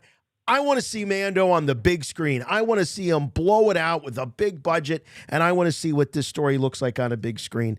And you're right. It was the no-brainer choice. I feel that as a fan base, we oftentimes judge The Mandalorian or any of these streaming shows as if they are major motion picture events with the same amount of time for development, with the same budget. But that's not the case, folks. I mean, we haven't really seen the full potential of what the Mandalorian era can do, and we won't see it until it's on the silver screens. And so thank God that some common sense is prevailing here. And also, I'm happy they're not rushing it. That's the other thing. I am so happy they're not rushing it. Now, you're saying 2029. So if we're keeping score at home, most likely the New Jedi Order movie with Rey will be that 2025 slot, and that the Filoni film 2029, and the Mangold First Jedi likely sooner than that. You're thinking 2027? Well, they've announced 3 dates for Star Wars. I mean, it's on the Disney schedule. December 2025, December 27, December 29. So those are locked in until they change, which I think they might, because I have a feeling that some of these films might be done in advance of that. Also, there's still the Taika Waititi film out there. There's still the film from that other guy. His name's escaping me right now. Well, but I was thinking about that one too. Also, Taika and the other guy. Don't launch any missiles at me, but the Rian Johnson thing hasn't officially been canceled either. They announced that back in 2017, and the likelihood of that actually seeing the face of reality is, I still think, slim. But you cannot eliminate it. You certainly can, because we know that Kennedy and Johnson are very fond of each other. We know that Rian Johnson is riding high, and he can carry his clout in Hollywood. And these are things I don't think we should underestimate. That being said, I still don't see the Rian Johnson film happening. But the Taika Waititi film, I think there might still be some potential for, and that could be slotted in an off year. You never know what's going to happen, especially if they come out of the gates in 2025 with this Rey follow-up film, and it turns out to be a massive success. Then I'll bet you certain things will be fast-tracked as far as Star Wars goes. Hey, we got a call, and I think we need to take this one because it's a buddy of ours. Kyle Newman, I believe, is on the line. He was in the chat a little bit ago, and we got him. Hey, Kyle. Hey, Kyle. Can you hear me? Yeah, we can hear you. Oh, boy. Oh, boy. Hey, we just combed through the announcements of the 3 features. So, what are your thoughts? By the way, I'm rating these in the my scale for the most likely to the least likely to actually happen. The most likely to happen for me is the Filoni film, actually, and I'm not talking about release date. I'm just saying most likely to happen is Filoni, followed by I'm going to go number 2 is the new Jedi Order film with Rey. And then number 3 is the Mangold film. That's the one that I think is the most likely of the 3 to not happen if any of these don't happen. What are your thoughts? I agree with your order. I think all of them are going to happen. I think the Rey film has to happen. The other films that they've announced and canceled or pushed back didn't have stars. They didn't have legacy. Now Rey is a legacy character. It didn't have that type of heat on it. And the fact that this is a movie centered around her, we're talking episode 10 here. I don't know why we're not calling it episode 10, but it's episode fucking 10. Do you think it might? Do you think it might actually get a Roman numeral at some point, Mac? No, you don't think so? It probably won't, but it is. And they better slap a goddamn crawl on it, and it better not be a Star Wars story. Now you're talking. If I see another goddamn Star Wars story or a book of something, I'm going to vomit. These are Star Wars movies. Slap the goddamn crawl on it. Let's go. Stop being cowards. Own it. Let's go. So this is episode 10. This is Rey frickin' Skywalker. This is awesome, and it's happening. It's 2025. The rumors are that if this doesn't happen by 2025, Kathleen Kennedy's out. So I'm pretty sure it's going to happen. Oh, so can you? Hold on. You just blew past that. I think that's an important thing to mention. You threw something kind of important here. The thought being that if there's not a film out by 2025, that Kathleen Kennedy could be on the chopping block. Yeah, if you listen to Jeff Snyder, the In Snyder, he was breaking this a couple of weeks ago, saying, what he's heard internally going on over there is that there's a mandate. There's no more Willow. There's no more Indiana Jones after this. Focus only on Star Wars and give us a movie within 2 years. We need it by Christmas 2025. And if you can't get that done, then get out of the way. Yeah. So that's what I think is, there's a certain reality to that. You're in a business. You're creating product. You can't sit around and develop. How do you make money off development? Make goddamn movies. It's been a lot. There's been a lot of development, that's for sure. Movie. Oh my God! Just make a movie. And so first of all, Rey. I love Rey. Rey, Kylo / Ben. They're the coolest characters. I love those sequel characters. My favorite characters probably since frickin' Lando. And I'm glad Rey's back. I think Daisy Ridley's fantastic in the role. I have my own issues with some of the sequel trilogy, but it was never down to casting. And people can criticize the writing, but she's fantastic. And the one thing I would do, I don't know if I told you guys this, maybe off camera, but there's a way. I think we did talk about this. Rey could have continued the Skywalker line, because when Ben puts his hand on her to heal her, he doesn't put it on her head like you normally see in Star Wars with the Emperor and Obi-Wan Kenobi when he has to freshen up Luke in A New Hope. He puts it on her abdomen and he transfers life. And I think what should have happened there was force transfer. It's like in conversation, she gives consent and life goes through her and she carries on the Skywalker line. She's impregnated, basically. A force baby. That would have been awesome. But I don't think they're doing that. So, yeah, I see people talking about Taika film. That's probably not going to happen. Yeah, the things that aren't going to happen, and I hope they don't happen, the Rian Johnson trilogy, I hope that doesn't happen. Yeah, that wasn't talked about at all. It could be no trilogy, we don't no need matter what. Making the community. There's enough people out there that can make Star Wars films. It doesn't have to be this person who's very divisive. I'd like to see, I like the way they're spreading it out. They're going, we're going to do something tying into what we're doing on television. We're going to do something based on sequel trilogy. They have tripled down on that theme park, which is entirely Black Spire in the sequel trilogy era.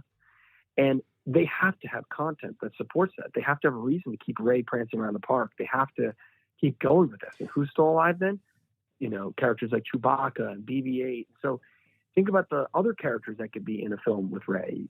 Kyle, R2, we talked C-3PO, about you know? we talked about this. I don't know if you're able to see your screen, but we talked about this layout of, you know, going from Dawn of the Jedi all the way through the New Jedi Order and sort of this reorganization. And in some sense, it's nothing new, but it's new in terms of, you know, the way they're laying these films out and announcing them to us.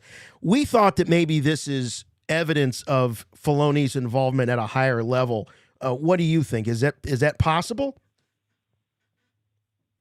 Look, Dave's influence permeates the brand in a lot of different ways. He may not have the official title or moniker or be the suit, but he is trusted intrinsically. And I think, as she said, you know, Dave had conversations about, she talked about Dave, I think in one of the interviews I saw today afterwards, she talked about Dave had sat with some of the people on the other films. I don't know if he sat with Mangold, but I think he sat with Chinoy? The former Lindelof. Yeah. So I think he sat down with that and conferred. I think they need his input on everything. He is a living, breathing conduit to George in the fact that he understands how to tell those stories, and he 99% of the time delivers. And I think there's a safety in getting Dave involved in everything. I think there's also, if you're a filmmaker and you're stepping into this daunting, huge franchise, Dave's the kind of guy you can go to and he can kind of teach you the ins and outs, save you from some mistakes. That's a good point. A lot of people come in, they're probably fresh. That's a great point. You know what? That's a really good point, Kyle, what you said. I mean, think about the heartache that even back during the development of the sequels that a guy like Filoni could have saved the company and saved the fandom. I think there's a lot of things that he would not have approved. I know Benioff Weiss. I know these different people that have stepped in. I know Josh Trank. I know Colin Trevorrow. I know all these different people that have flirted with and gotten close on doing stuff. And everybody thinks they can step in and they're going to do whatever they want. But, you know, you need somebody, I think, like Dave to be like, well, this was tried. This wouldn't work because of this. This is coming down the line. We have this, and the tone of this is this, and the theme of this. Someone to really help navigate beyond your big idea. What is the reality of how this is going to fit into this this puzzle? You know, because this is a big puzzle right now. That you look at that thing as it's mapped out, and there's a spine. You know, and how does it evolve, and how does it not feel the same? How do you give nuance and individuality to all these different time periods? It can't just be, oh, there's bad guys and they dress all in this color and they're the bad guys. Like the paint by numbers way. Yes, the paint by numbers. Yeah. And the thing I'm excited about Mangold, because that guy's a goddamn good filmmaker. He's a real filmmaker. You watch Ford vs. Ferrari, that's a fucking great movie. And it's period done well. It has a life to it. It's fresh, it's exciting, and it's immaculately handled. Do you think he'll be involved in the writing of the movie, Kyle? He is a writer. I mean, I'm sure. Yeah, he's a writer. I don't know if he's going to do another movie in between. Well, they didn't introduce him as the writer-director. They just said director. Well, I have some additional information on that. Yeah. Yeah, so I would hope that he's involved intrinsically in the story. It sounds like he had those personal conversations with Kathleen about this biblical epic, I think going back to the birth of the Force. I know there was comic books about it. And it's been explored to an extent, but there's something very exciting about throwing out the rule book. And right now we're in the middle of this era where everything feels and looks and smells the same. The force powers are the same. The music's kind of the same. The lightsaber fights look kind of the same. There's going to be something interesting about going back to the beginning. And that guy is the guy to do it. So I'm excited. And I think that she has this rapport with him. She's a filmmaker. He's a filmmaker she trusts. He is kind of a no BS guy. He gets it done. I think he's the kind of guy, if he's serious about making, he's going to push it through. If he loses interest, he's like, he's going to be the one to pull the plug on it. himself. The nice thing is they appear to enjoy working with each other. The Indiana Jones film has boosted confidence in that creative relationship between Mangold and Lucasfilm. And again, as I said, they were considering him to shoot the Boba Fett film until that went belly up completely. So there's been this courtship going on between the two creative entities for a while, and I'm with you, Kyle. I think But who knows Mangold if is that the was guy. even real? Do you know? I saw this thing today where Kathleen Kennedy said that the Kevin Feige project with Waldron wasn't even real. She said, "I never even saw it. Could come across it." And you're like, so who knows? That's right. Maybe Mangold wasn't really going to do a Boba Fett thing after Trank. I would have preferred. I would take a Ben Stiller Boba Fett over kind of what we got. Okay. All right. Answer this if you would, because I brought this up and there are a number of listeners in the chat that seem to agree with me.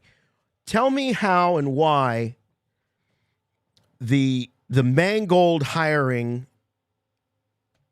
when we haven't even seen his first Lucasfilm project yet, is different than them handing Rian Johnson a trilogy on the eve of the release of Episode 8. How is it different? Because Rian Johnson made a Star Wars movie that they misjudged. They thought was going to be great. And that movie murdered toy sales. It murdered positivity, and it divided the brand in a very, it doesn't matter what you think of the movie. It did. And so it felt like he was going to step back into a place that his position was slightly contaminated. Mangold's doing Indiana Jones. It's adjacent. If it doesn't do what it's supposed to do, that's on Disney marketing. The movie looks great. I've heard it's pretty damn good. So I don't think it's Indiana Jones fans are going to get the hell out of my Star Wars. They can separate. Yeah. Whereas Rian Johnson really, again, great dude, great filmmaker. The movie's a misstep. And I think a lot of people felt like they have to double down to pretend to like it. And he then started doing a tour talking about how great the movie is and having to explain his own movie. And you didn't see Kirshner in that in 1980. Like, No. You just got to step away, let the movie be what it is, and that's it, man. And look, maybe a few years later, I'm open. Like, I always approach Star Wars with a fresh, clean slate. We talked about this earlier in text. Like, people are like, I don't know. I hated that last episode of Mandalorian. I'm like, give it to me. I'm excited. I want these 3 movies. I'm excited about the show. I'm pumped. Like, I forget. You know, with Star Wars, it's so big and it's so vast, and there's so much room to keep bringing it back. It just doesn't die. That I'm excited. I'd still go see a Rian Johnson trilogy. You know what I mean? But do I want that? No, I think there's better options right now. But I'm not going to say I'm going to boycott that. Look, he's a great filmmaker. I would go see it day one. Yeah. And then if it's great, I'll shout it's great. You know what I mean? I'm only going to be honest. I have nothing in it. So, but that movie was problematic. And as we've all felt the repercussions of. So I think it's different than Mangold in the event that Indiana Jones doesn't do well. But Indiana Jones, you know, was Colin Trevorrow, let me ask you this. Was Colin Trevorrow more or less given the heave-ho after the Jurassic Park film didn't do quite as well as they had hoped? I mean, that was what some people said. I don't think that they're firing people based on their previous film's box office when it's a different studio and they're the ones. Oh, they fired Josh Trank because of what went down on Fantastic Four. So I hesitate to go in that direction. Josh Trank on that because I think Simon Kinberg was also producing that movie with him, and he also did Fantastic Four. Yes. And I think they were in business with Simon Kinberg on Rebels, and Trank, for a lot of reasons, was the one that was pushed under the bus by the studio on Fantastic Four. And I also, some people, maybe it wasn't the right thing for him to be doing. You know, sometimes people implode it themselves, you know, I don't know. I mean, I haven't really talked to him in detail about it. He's a great filmmaker, Love Chronicle. He's done cool stuff after. Sorry, it was a Book of Henry, not Jurassic World. My bad. It was Book of Henry was the film that Book of Henry came out, and they might have with Trevorrow. They I think it comes down to script. I think it comes down to if the script's not working and we want to do something different in the event. Look at the case of Damon Lindelof, brilliant writer. That Watchmen, the new show, was beautiful, nuanced, smart. Did a really interesting take on probably the greatest comic book series of all time, modern comic book. And he wanted to do something different, and they said no. And I think they parted ways on story. And I think Trevorrow's the same thing. I know there was a trickle-down effect to Trevorrow's script in that he started writing The Force Awakens was, like, still not done. And his script had to change because of Force Awakens being changed because Last Jedi changed Force Awakens, and then he has to change his thing. And there's a lot of trickle-down. And your script then gets watered down. Suddenly you're not making the movie you walked in and pitched because two other filmmakers came before you and did other stuff to your timeline. So my speculation on that is with Colin and with Derek Connolly that their script, it was a script issue. I think you're going to see that with other things. Whereas, I think Game of Thrones guys, it was probably even in the idea phase. I don't even know if it gelled. And then I think with the, Rogue Squadron thing, I think, again, it was, I don't know, that might have been more of like, we're not sure about the direction she wants to go with it. I personally love Wonder Woman, but I did not like the second one that much. That was a hard one to watch. Pedro, man, he dodged the ball on that one, I think, because it went to streaming. But that was a rough one. Kyle, I got it. You still would have made a cool Rogue Squadron movie. All right, I want you to take your filmmaker hat off, and I want to go back and talk to 10, 11, 12-year-old Kyle. And if you were... Hey, guys! which of these three ideas, as a fan, you're the most pure fan in Kyle's heart, are you the most excited for? New Jedi Order with Rey, the Mangold First Jedi, Dawn of the Jedi film, or Dave Filoni culminating the Mandoverse in the big feature event? Oh, it's really hard. I mean, 12-year-old Kyle is probably in love with Daisy Ridley, so he's probably like, that one. No, I think Mangold, I would probably be 12-year-old Kyle, maybe 15-year-old Kyle would be most excited about Mangold. Be like, that's sick. I mean, I love movies like Ten Commandments and Ben-Hur. That stuff's amazing. Yeah. If you can go make an epic again, Star Wars needs to be an epic. And I love what Dave's doing with Mandalorian. For the most part, I love Star Wars. I know it was a little hard on Boba Fett prior. I really enjoyed watching Boba Fett, but it's hard when you are a filmmaker to watch things. You're like, just press that edit button, guys. You don't need what you're doing. Right. Yeah, the cracks in the armor are a little more apparent to a guy like Kyle. The last Mandalorian episode, can I unwatch that? Like, no, my God. You make one cut. They land on the planet. They get on that train on Logan's Run planet in Pleasure 15, and they just go out to the field with the Mandalorians. You don't need anything in between, and that's what's frustrating. It wasn't even if you're. No, it was a weird little side quest like you'd get in a video game. That's what it felt like. Yeah, it did. But we spent a whole show talking about that. We still have a lot of things to break down from what went down today. So I'm going to cut you off right there, Kyle. That's enough of that. No, you're being cut off because we haven't even gotten to the Ahsoka trailer. That's coming up. But this is going to turn into the Jerry Lewis MDA telethon. We'll probably be here till 2 a.m. So if you're still around, you can always jump on. You got the special number.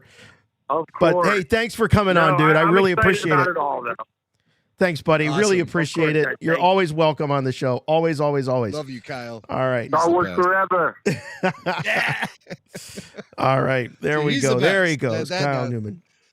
Kyle will provide you with industry insight while still never, ever abandoning the fact that he is a hardcore fan to the core, to the very core.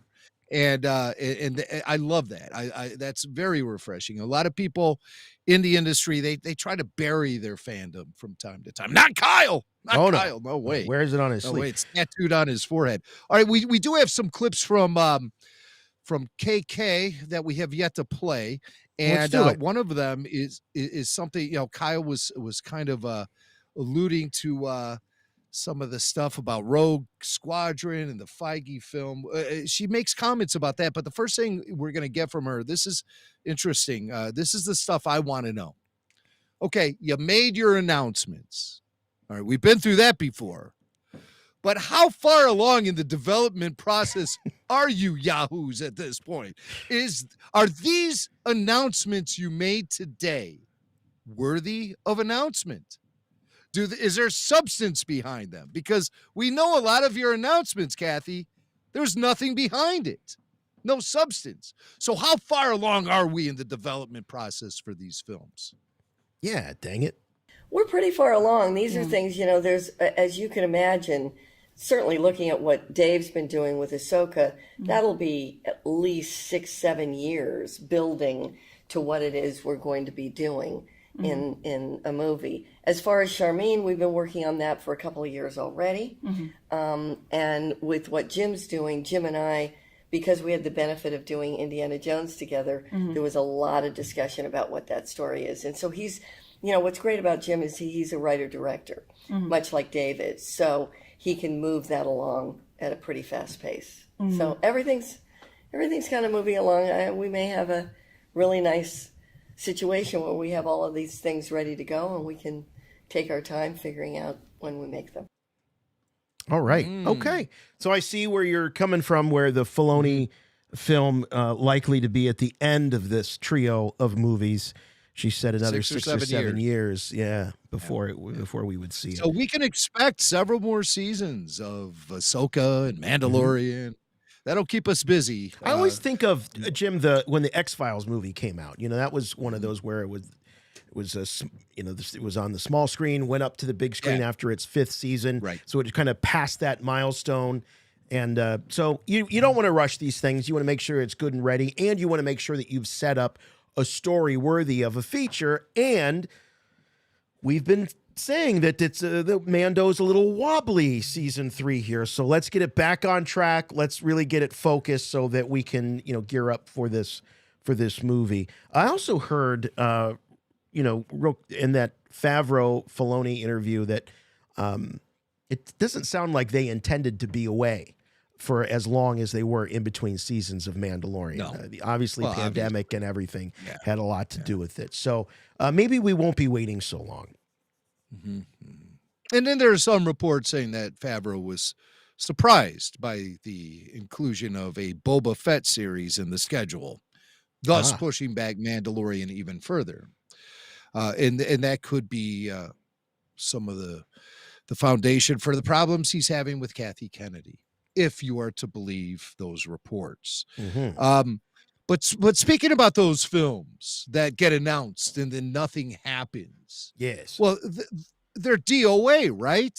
Right? Well, Kathy kind of says something to the opposite. Development is a complicated, long-term process. Some people, we're dealing with scheduling because obviously really talented people are working. So we don't, it's often not a shelving.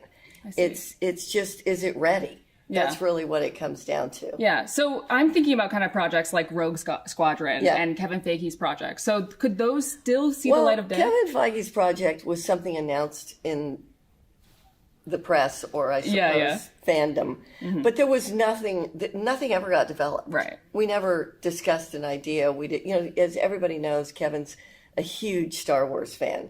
And, if he did come up with something, I would be all ears, but that's never really happened. So it's not an abandoned project. It just didn't happen. Now, Rogue Squadron, any chance? Rogue Squadron, that definitely is something that we still talk about. Whether it's a movie or whether it ends up being in the series space, that's definitely something. Oh, hey. Now that... Still life. Hey, there's still life in it. Talk about a passion project. I mean... That really was something that came out of her father's history as a World War II pilot. Patty Jenkins. Yes, sorry. Yeah. So there was a ton of passion and love for that. It seems like maybe they were pushing her. She cited creative differences. Maybe she was. Who knows? Maybe she was taking the story too personally. Maybe it just wasn't fitting. It was a good start, but not a good ending. And so the fact that Kennedy's open to this maybe even being a series, I think something like a Rogue Squadron, honestly, makes a little more sense as a series where you'd spend more time, with these characters. You get to know them. Maybe it's like Top Gun meets Star Wars. That's sort of the vibe that little teaser she gave, had.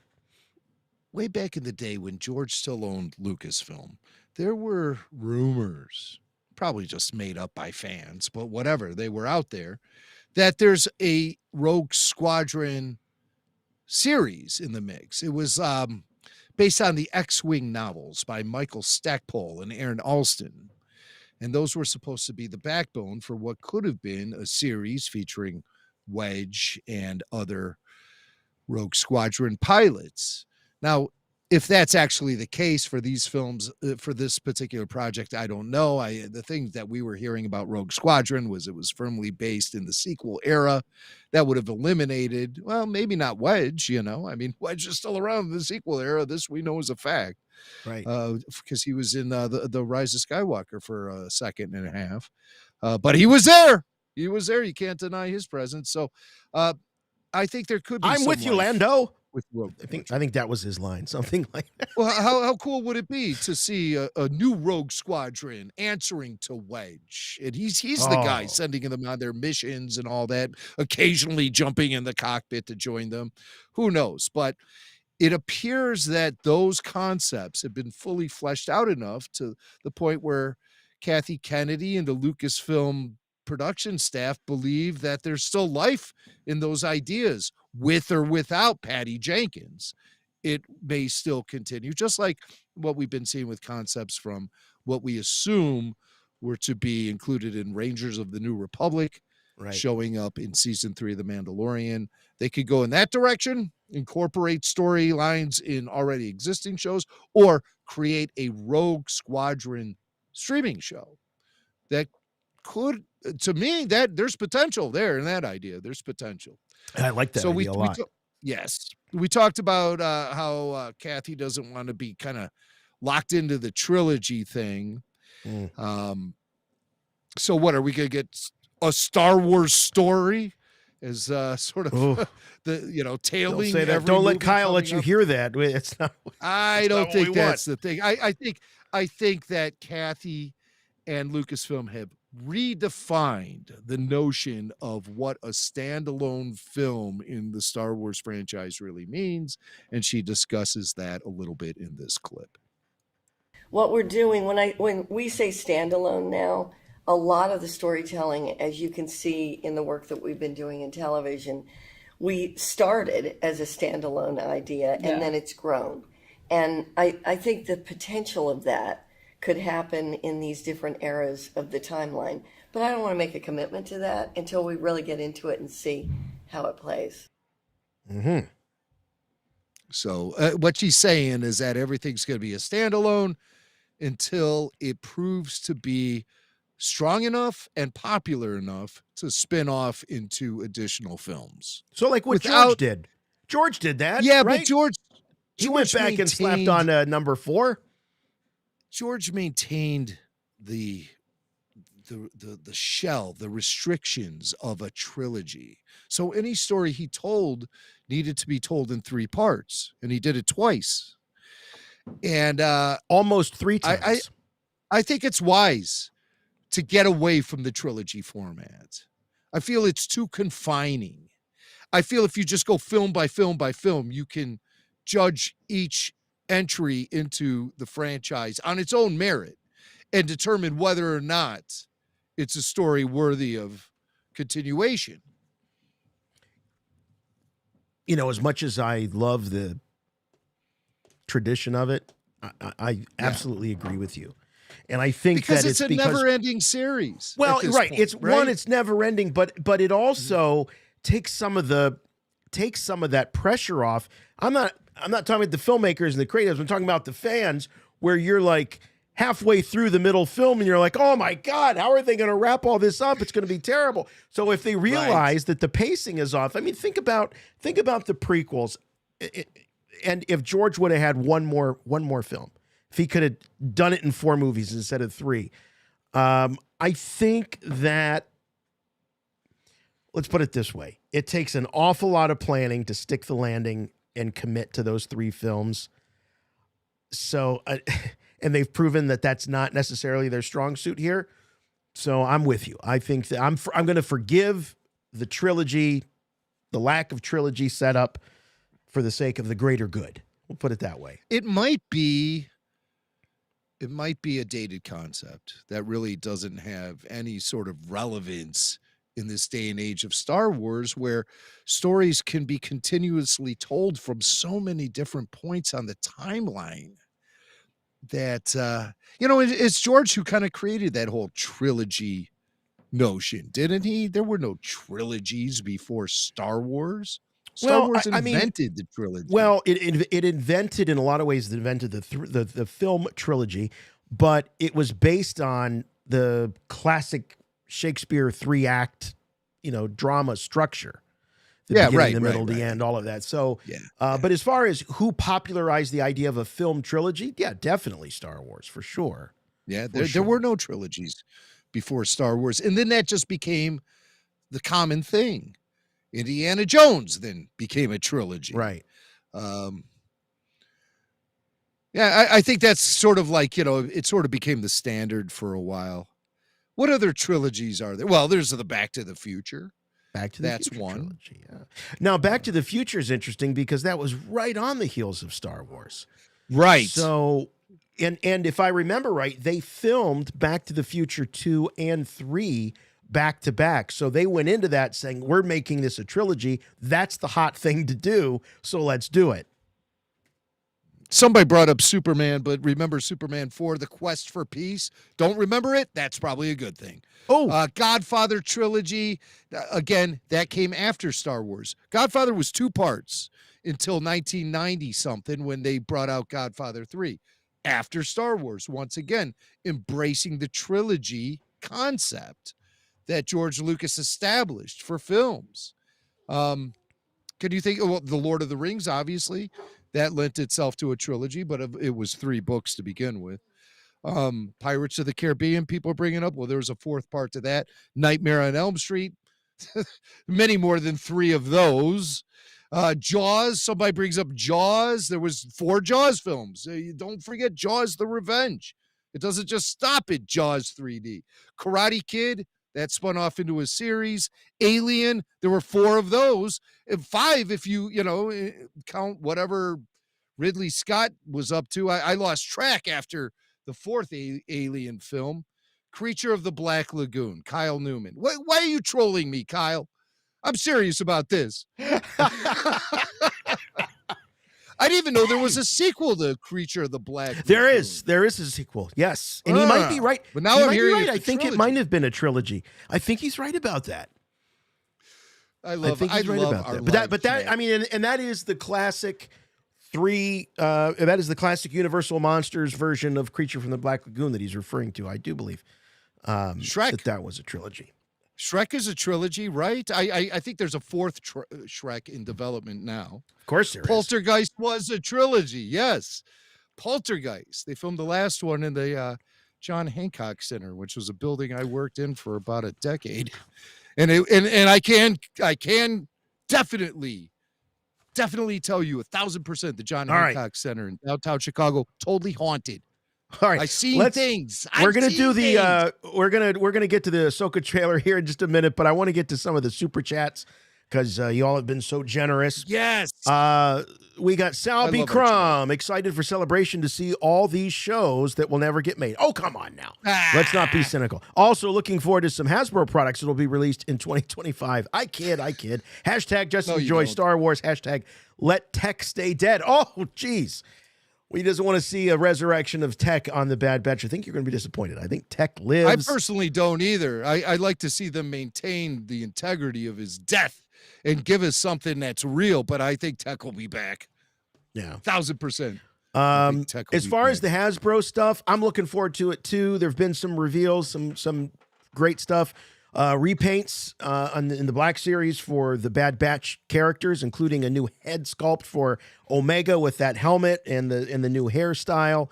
And hopefully there will be a little bit more. I think they wanted to get today out of the way. Today was all about the movies, and I think there will be a Hasbro panel. I think Hasbro's doing a panel. But you're absolutely right about the lead time on this stuff. Jeez, I'm criminy. The lead time is brutal. What I find funny is that they are going to be releasing the Jabba Throne Room playset later this year. But the way they're marketing it is that the playset is supposed to represent Bib Fortuna's rule of the gangster underworld of Tatooine post Return of the Jedi. Not in my house. But I think I think 99% of us who collect these things, they are going to get their hands on that Jabba playset and fit it out so it looks like it did in the Return of the Jedi. Not in that moment when Fat Bib is sitting there and Boba walks up and just blasts him at point blank range. I mean, what kind of drama is in that? So I find it funny though that Hasbro at Star Wars Celebration London, they have fitted out their display of that piece to resemble Jabba's throne room in Return of the Jedi, as opposed to the thing. Yeah, they did. They did. Okay, so that probably means that they're going to re-release that Jabba that they had back in like 2010. Oh. That had, he had all the little pillows, and it was the best Jabba. I've got him up here. I paid a crazy premium for it. But hopefully that means they'll re-release that. But yeah, Jim, I just thought it was. I want the Jabba. Funny that they went against their marketing, and set up the thing in the way that most fans will do in their own houses. And of course, they're taking advantage of the 40th anniversary of Return of the Jedi. Sure. Oh yeah. To make that a case. But here's Michael. He says, "Thanks for doing this tonight." Chut. Who you gonna chut to you, Michael? Thank you very much. It's our pleasure to do these. We were looking forward to this all day. Turtle Wars with a $5 super chat. Thanks, buddy. Appreciate that. Here is Nate Staste. Nate Staste. Is this like Namaste? But sorry, I'm butchering the name here. But they say, what is with the season 3 hate? I'm loving it, but AHSOKA trailer has me hyped. We're going to get to that in just a moment. Star Wars is looking great. There's no hate here for season 3. There's some disappointment. There's some concern. I said to the guys on the Jedi Council, there's that meme that says, how it started and how it's going. And I sent them the how it started, and you got Werner Herzog, this acclaimed, venerated filmmaker doing this gritty role in this dirty, abandoned place there on Navarro with a dirty remnant stormtrooper. That was where it started. How it's going is Lizzo and Jack Black. And I just can't help but think that the quality has eroded, and it's very visible when you look at those two pictures. Listen, again, Lizzo and Jack Black are the least of my problems with the way things in season 3 have been unfolding. And I started pointing this out a week before this previous week when they had the big raid on the pirates in Navarro and stuff. Everything just happened. Everything is happening so easily and simply for these characters. There's no drama. There's no conflict. The Darksaber handoff was anticlimactic. After 2.5 years, this is what we're getting. Listen, the only reason we're criticizing so heavily is because the Mandalorian seasons 1 and 2 set the bar so high. And now, I mean, you don't notice the difference in the quality of the storytelling and the lack of drama, in the fact that the focus is shifted so greatly away from Din Djarin and Grogu. Yeah. I said, listen, the season 2 reached its peak at the Mines of Mandalore. Second episode. And it all happened so quickly. And at the end of that episode, when we were doing the after show, I said during my final thoughts, where does the show go from here? And a lot of people they thought I was being an idiot for saying that because we just saw such a great episode of The Mandalorian.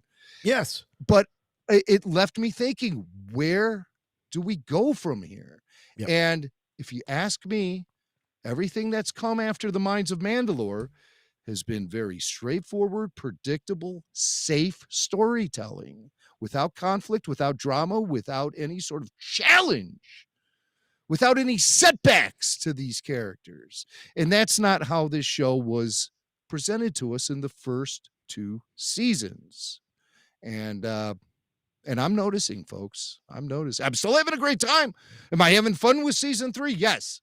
When I'm watching that Lizzo Jack Black episode, I saw it twice.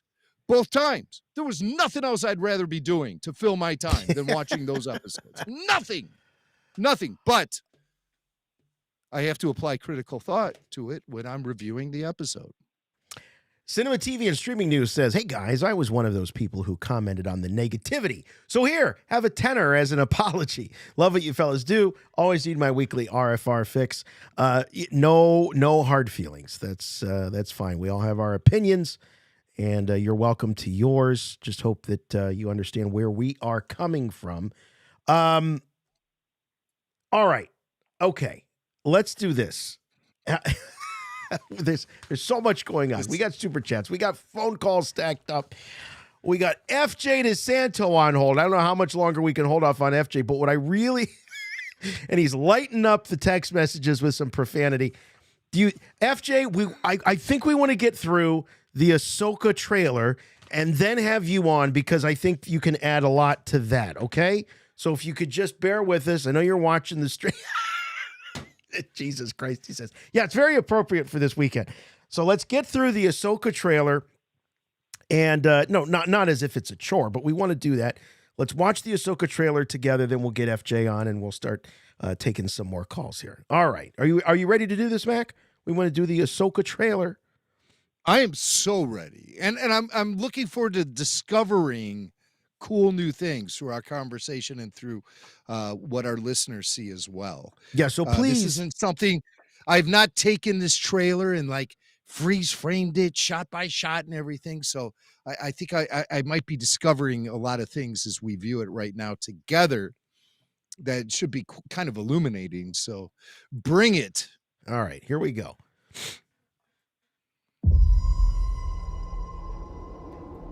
Something's coming.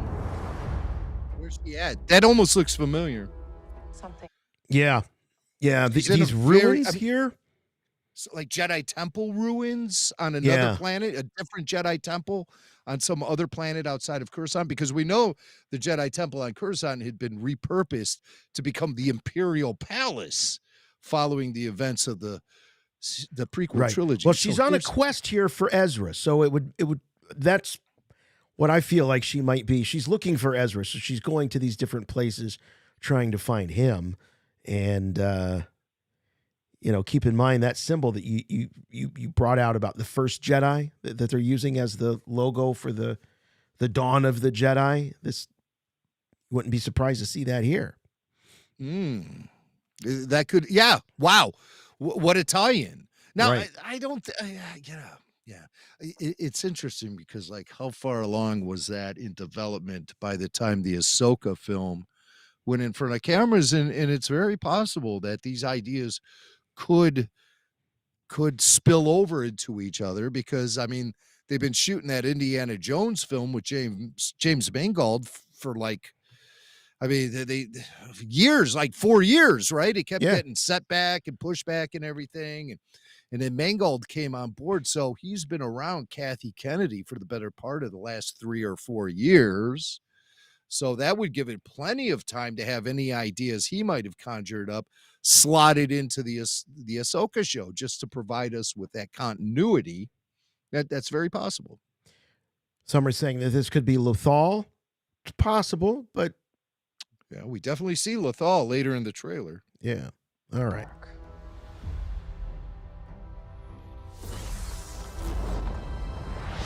All right, let's run back here real quick. Let's down. Well, I was going to look to see this symbol down here in front of her. If we can, I don't know if I can make this, if I can embiggen this. Okay.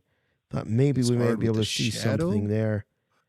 I don't really. It's kind of similar. I maybe like it looks Egyptian, but right. Maybe a world between worlds sort of. Yeah, that's what some are suggesting here. Mm-hmm. Okay. Well, I love this move. Check that out. So what do we get down there? I sense it. Notice the red on the Lucasfilm logo. Oh, Lothcat. Check it out. Oh, yeah. So we want to make sure we get this. So here's, of course, Sabine. Yes. I thought I had the actress's name written down, but I don't in front of me here. Natasha something or another. Something or another. She fits the role. I mean, my God, if you wanted to have live action Sabine, there it is. Natasha Lou Bordizzo. And letting her hair down, you know. Yeah. It's nice to have the helmet off, you know. Just right. Let the hair down. You know, it's Sabine in the animated series. Usually she had kind of like a bob or something. Yeah. She had short hair. Yeah. Look at these guys. That helmet looks familiar. I've seen that helmet somewhere before. Somebody remind me where we got to get the Lothcat there. That's just for Bailey, my daughter here. She thought that Lothcat was. That's cute, just for sales of merch at Galaxy's Edge, my friend. You know it. Well, far bigger and more lucrative than your daughter liking it. Indeed. All right. So what do we got? Some. They look like manga guards here. So some. That helmet is so familiar to me. And look what's going on here. So yeah. Ooh, there's a Manga statue. We just see a little. We still see some here real quick. We see some feet. So this is obviously a statue. It could be a who knows. How many toes on that foot? Yeah, it could be my Aunt Nancy for all I know. For God's sake, but you wanted to point out. Oh yeah, there we go. We've got Hera and Chopper. Is that the ship that separates from the Ghost? It had a name like the Spectre or something, and I think that's it. I think that's the same ship. Is that the same ship, gang? And then it looks like they're pursuing another ship that's carrying a giant manhole cover or something. I can't quite make it out, but it appears, right? That ship is carrying some big, large disc, like twice the size of the ship itself. Yeah, something. So I wonder what the value is of that item, and obviously she's pursuing. That's Hera Syndulla. Yeah, Mary Elizabeth Winstead, who was rumored to have the part, and she does. And this is our first look at her. Well, we did see her from the back, I think, but here she is. I'd rather see Vanessa Marshall with green paint. I said it. Chopper. I'm not going to dwell on it, but let's just move forward. All right. Here's our shot of this guy. I thought it was John Krasinski from The Office, done up to look kidding, old. Really? It's not. A little older. A little older, yeah. All right. Now, check out this gal here. Clearly a Jedi. Yeah. And then this is an Imperial. That's an Imperial? No, that's a New Republic. That's New Republic? Yeah, that's very consistent with what we see the Rebels wearing. Okay. Return of the Jedi. And it's a very similar bridge to the Mon Cal bridge that we also see in Return of the Jedi. So, like, maybe she works under General Madine or something like that. Orange saber? Was that orange, or was it just the lighting? Now orange we're seeing or red. Sith red. I going don't know. with orange. That's that is not a Sith red saber. No, you're right. It's either an orange saber or it's an unfinished special effect. And I think it's an orange saber. That doesn't look like, I mean, it's rational to think that maybe some of the effects aren't 100% completed. Well, I'm trying to compare it to the blaster bolts because we don't typically see orange blaster bolts. We see red blaster bolts and blue blaster bolts, and these are obviously red. Now, there looks to be some atmosphere, some lighting in the actual scene that could change the color and perhaps because there's sort of a reddish tint to the whole set. Could that somehow throw off the color balance or whatever? But I've not. It's just an odd-looking saber because usually you see more of a whiter color at the core of the saber, and then it's surrounded with the actual color of the saber. Right. If you look at a red lightsaber, it looks kind of whitish in the core of the blade, but then the redness becomes more apparent as you go to the outer parts of the blade. This looks like it's 100% one solid color of orange. I don't think it's a red saber. I don't think that's a Sith blade. I think that's a Jedi saber, and we're seeing orange for the very first time in Star Wars live action. This is definitely Lothal. Obviously, you got the spire. Ezra's tower there. Things have. Yeah. Cut your hair. We're going back to battle. Now that's obviously Thrawn's fleet right here. Ooh, is that Thrawn's fleet? I think it's Thrawn's fleet. Interesting. He was known for flying around with Imperial dreadnoughts, is what they called it. He found a whole fleet of those parked out in space somewhere, and he also had Star Destroyers. He had one super Star Destroyer named the Chimera, which Admiral Pelion was the guy in charge of that ship, and that became Thrawn's home ship, his HQ. I don't know. Oh, maybe not. Maybe it's these. Maybe it's these Republic. So what's Mon Mothma doing here? Yaman. Well, we are. She's probably the Chancellor of the New Republic at this point. Okay. I'm thinking. Unless this is flashback. This could be flashback. Unless it's a flashback. It could be a flashback. We know there's going to be flashbacks in the show because Hayden Christensen is going to be on this show. And I'm assuming he'll appear as Anakin Skywalker in flashbacks. As a matter of fact, there were some hints in the Ahsoka poster about Anakin's presence on this show. You saw half Anakin, half Vader. I don't know if you actually saw that image. I didn't see that. And I fingers crossed, that wasn't a fan-generated image. Things have been coming at me fast and furious today, so I don't know what's real and what's not. It's been wild, but yeah. No, you know what? I think you're probably right. Excuse me. That we're looking at Chancellor Mothma. That I think that's the smart money here. But man, isn't it great to see that consistency with Genevieve O'Reilly? That role's the gift that just keeps on giving for her, and well deserved. I mean, she just knocked it out of the park in season 1 of Andor. Fantastic. Well, there's no way original Mon Mothma actress Caroline Blanketston can really achieve the role anymore at her advanced age. No, of course not. And affinity for plates that she thinks are moons. Bless her. Okay. That's an oldie but a goodie. Look it up on YouTube. But yeah, we got her back. Oh, there we go. Now we know who this is. That's Thrawn. Excuse me. We're seeing Thrawn from behind. We have no idea who the actor is. He has those little shoulder, what do you call those things that the pauldrons military guys? What? Pauldrons. Or epaulets, maybe? Epaulets. Yeah, that's what I think they're called. Epaulets. I don't see any pauldrons. Salmarie draped around his neck. No. Probably not until he bumps into Ahsoka. And he's, get the pets out of the cage. If that element of Heir to the Empire translates into the Ahsoka series. I'm willing to bet it will. All right. Moving on here. What was that? Not much to see here. So we scrub just like a little vessel or a shuttle. Yeah. As heir to the Empire.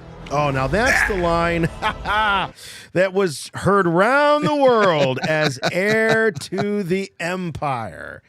Wow. Great way to validate the current status of the Timothy Zahn Thrawn trilogy by name dropping the first book of that trilogy in the Ahsoka trailer. It just opens the door to speculation. how much of the trilogy, how much of Timothy Zahn's Thrawn trilogy from the early 90s is going to be incorporated into this series. Some are I think speculating just quite by a bit. hearing the title, Yeah. just hearing the title reference tells me that there's going to be ample elements being brought over into Ahsoka. Now it's a new character that we haven't. Well, that's the magistrate. That's Diana Lee. Oh, is she DeSanto. she the one that Ahsoka takes on in the? Okay, all right, right. So she's so back. obviously proving, this is going to probably set up why Ahsoka was so interested in her, why Ahsoka was interrogating her, asking her for the whereabouts of Thrawn. She knows something. Diana Lee and DeSanto, the magistrate, she knows something. And so her character is going to be more fully fleshed out in this Ahsoka Isn't this like series, Bruce Lee's goddaughter or something like that? Yes. Yeah. The actress talking about. Yeah. And a martial arts aficionado herself. All right. New character. Orange lightsaber. Or is it Sith red? I can't even tell at this point. It looks orangey to me. Some people saying, "Oh, is this Jorah Sabaoth? Is this the Jorah Sabaoth clone?" That's what some are wondering. Okay.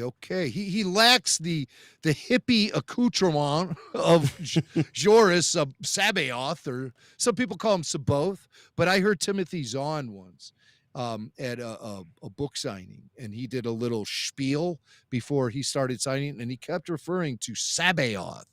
And I was like, who the hell is he talking about, man? I know these books like the Oh, Saboth. Oh, he says Sabaoth. How weird. But I've always let that stick with me, and to me that's a certain I get the level Sabbath of off canon. every week. Every week I get the Sabbath off. But I don't know. I don't get those vibes from this guy. No? I don't get the vibes from this guy. And also notice the He's armored background. up. Some people pointing out that background, that it's very World Between Worlds-esque. With the crisscrossing patterns and space. Yeah. We get other views of the background in some upcoming shots as well. There's Hera. There's a great shot of Hera. Prepare for the worst. Prepare for the worst, she says. World Between Worlds. Oh, here's this is the force wielder that we saw earlier with we were debating about the orange versus the red saber. Here she is in a ship. Mm-hmm. The Jedi fell a long time ago. That's Ahsoka's ship. The one that she was seeing through the viewport and opening fire. That's on. Ahsoka's that ship. is Ahsoka Tano's ship right there. Right. Boy, this is giving you shades of Vader coming on the Tantive 4, is it not? Jeez. Yeah, for sure. Classic Star Wars. Yeah. Sparks. And a force choke and lift. Okay, well, so that gives us a little indication about this character and what he's all about. I mean, we consider the New Republic to be good guys. That's definitely a New Republic soldier. We've seen guys like him in the Mandalorian series. Our buddy Matt Lanter, he portrayed one of these soldiers in the first season of Mandalorian, and so the FJ, guys, by the way, right? is New saying Republic. FJ is saying that this guy is Balin Skull. That name has no meaning to me. Yeah, right. That means nothing to look. He's reaching out though. He's going to give a little force choke. What's he going to do? Throws the guy that's up a to the force ceiling. choke right there. Lift him up. So he's definitely Sithy. So I think that's a red bladed saber. And who's that? This is Ezra. Ezra, you son of a Is bitch! Where the Ezra. hell have you been? That's Ezra. Ezra. It's all grown up. All grown up. He's like, where the hell have I been? I've been living Hanging with the whales. space whales. He was on board the Imperial Star Destroyer, Thrawn's Imperial Star Destroyer, when the space whales, grabbed hold of those things, presumably by Ezra's command, and they made the jump into hyperspace. Nobody knows what coordinates they were setting for themselves. Where did they end up? In the unknown regions, or just permanently in hyperspace? It's a very that's similar where those outfit, whales too. live. How'd that outfit grow with him? He looks older. There's tailors where he's at, apparently. So he went to TJ Maxx or something. Just grew right into those clothes. Oh, wait a minute. Wait a minute. Hold on. Okay. Who's that? Oh, that was that's Sabine. So she is just. This could be just her looking at what's tantamount to a photograph in Star Wars. This doesn't have to be a communication, or it could be an old communication, her last communication. It's definitely communication. But Ezra was a kid. This guy is more of an adult. Right. Obviously, time has passed on the timeline. I get that. Mm-hmm. I get that. But what I'm wondering is, like, where would she have acquired a hologram of Ezra if he's still missing? But it could be. Ways of the Sith on the chat is saying it's his hollow from the end of Rebels. He looks too old. He looks way too old. But it's hard to tell. Maybe that is. He's wearing that orange jacket of his. What do we got? Oh, more of this battle with Ahsoka and an these Inquisitor. Is that an Inquisitor? Ooh, looks like a female. So. I think so. Let's zoom in here. Yeah, you got the dual saber with the wheel in the middle. Mm-hmm. Or this could be just some sort of dueling practice, or I don't know. Looks like pod race engines in the background. We'll be wrong about 3/4 of this stuff by the time the series comes out. We'll see it.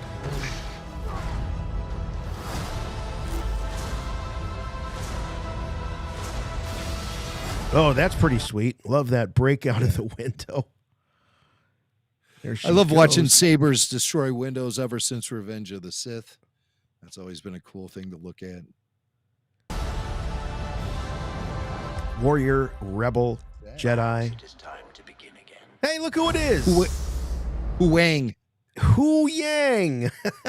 Yeah. Voiced by David Tennant. That's right. Doctor Who, David Tennant. Yeah. Of course, his relationship with Ahsoka goes back to season 5 of the Clone Wars, the Younglings arc. Yes. We're going to get this in August, gang. We're going to be doing RFR after shows in August and September, I'm sure.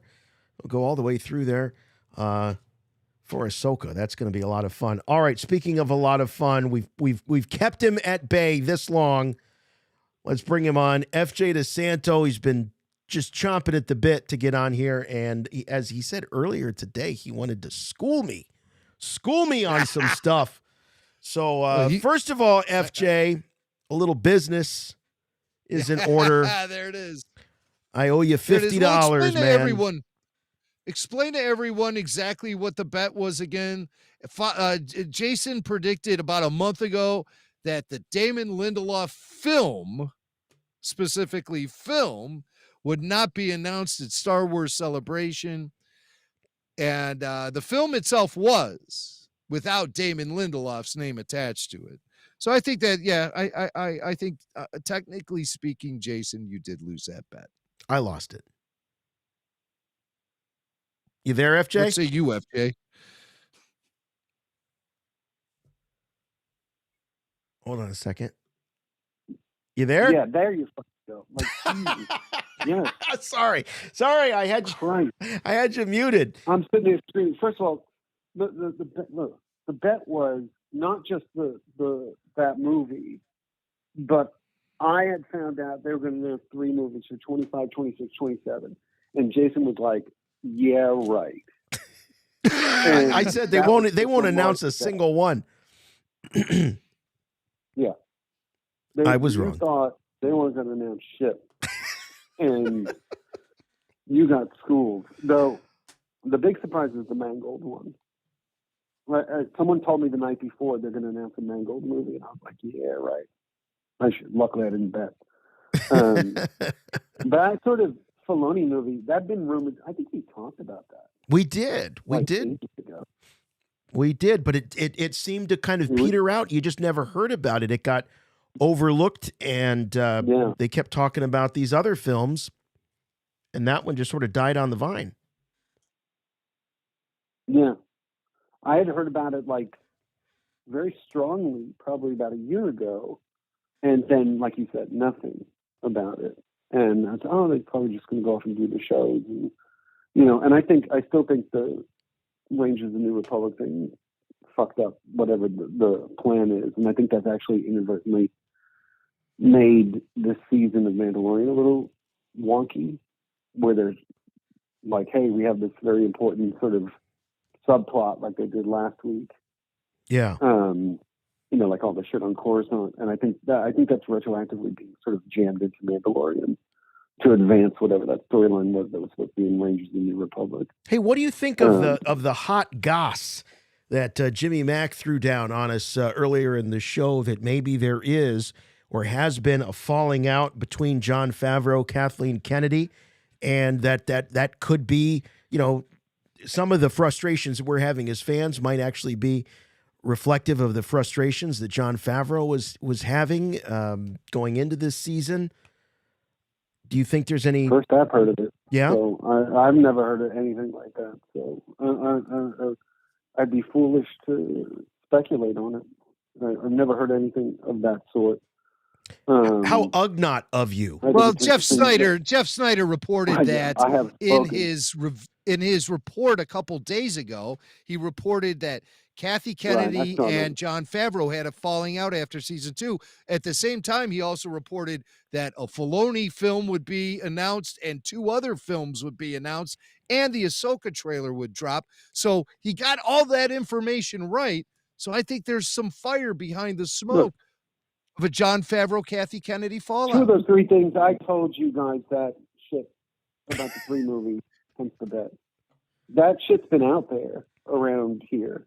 You know what I mean? Like, except the falling out thing. Like, you knew. But it was Jeff Snyder who put it out there. He's the source. He is the source. Right. I'm not debating it. But it is interesting that Filoni's directing the movie, not Favreau. But it doesn't seem like Favreau has any involvement with the movie itself. Do you think Favreau could be on his? Do you think Favreau could be on his way out, FJ, of Star Wars in the next year or so? I don't know. I honestly don't know. I think that's too. I haven't heard anything to suggest that. That doesn't mean yes. It doesn't mean no. But I'm not going to sit here and speculate on that shit. Well, how if it did happen? Let's just say if it did happen. This is the last question I'll ask you on this. But if it did happen, how in trouble would it be? I mean, how much of this dream team of Favreau and Filoni is Favreau versus Filoni? I don't think much. Well, the thing is, and I think we talked about this. I don't know about what we talked about on the show, but there was a really interesting element to when we went to the launch event for this season of Mandalorian at the El Capitan, that they elevated Rick Fuyama, to executive producer on this season, and really presented him. And they did it again today as sort of like, the third part of that creative brain. And so my initial impression of that was he was sort of filling in for Filoni while Filoni was off doing Ahsoka. Yeah. Which seems to be the Filoni specific show, obviously. And so the point being is, if they're doing this movie, right, there's clearly a plan. Okay. So I would imagine, because we're in 2023 and that movie's going to be 2026, right? So we got, 2.5 more years of this, right? Well, Kathleen Kennedy, FJ, Kathleen Kennedy was saying 6 or 7 years. So we could be looking at something more like 2029 for this. Yeah, but that doesn't necessarily mean new Mandalorian episodes will be coming out till then. Obviously, they'll have to step back for a couple of years to produce a film. No, first of all, I don't think they can wait. They can't wait that long, okay, with these movies. They can't wait that long. Okay? That's the first thing. They have Kathy seems to think it's 6 or 7 years away. Well, the only dates that they threw out were 2020, and it's important to note that, as you're suggesting, there were no release dates associated with any of these projects at Celebration. In previous discussions, Disney is known to have targeted 2025, 2027, and 2029 as release windows in December on their schedule. Yes. So you think that these things could be flag to sort of look. The Ray movie is going to happen first, and I know they're far along on their movie in terms of the development of it. Here's the thing. This is what I was trying to say. Forget whenever the fuck it comes out, the Mandalorian movie, right? But here's the thing. You're going to get at least 2 seasons of Ahsoka, another season of Mandalorian that you can drag out over X amount of years, right? And then lead into the movie. Like, it doesn't require a lot of heavy lifting in terms of building towards it. There's already a Mandalorian season 4. That's already happening. Ahsoka, you have to imagine there's going to be at least 2 seasons of it. And those things will all directly lead into whatever that feature is going to be. Oh, and, I don't know, Skeleton Crew seems to tie into this world also. So that's sort of a mystery wild card. I was surprised that this was part of that. Yeah, I was surprised at Skeleton Crew when it was revealed that this was going to be part of that Mando verse. I wasn't expecting that. Well, I knew it was in the same era, but I didn't know it was going to connect. The same as what you were saying. I didn't know, because I think the pirates are in it. Yes. Like I can freely admit these things. I'm the guy who goes on Reddit and finds, the people who taped it with the phone, filmed it with the phone. That's right. You're the one that we got it from. Bullshit. Yeah, so that's my PI work. And who's that pirate who sort of got away? Vane? In Mandalorian. Mm-hmm. Like the one guy, like who's on the ground messing with him in the first episode. And he's in the Skeleton Crew trailer. So, there is some connective tissue here. And I do know Favreau was involved in Skeleton Crew. So it'll be interesting to see, if they utilize these 3 shows to sort of advance things to the movie. And I think my gut is, I could be totally wrong, but it's Gideon, it's Thrawn, it's, these Imperial remnants versus our heroes. And you can have a bit where it's Ahsoka and the Rebels crew and Din Djarin and Grogu and Boba Fett and his gang.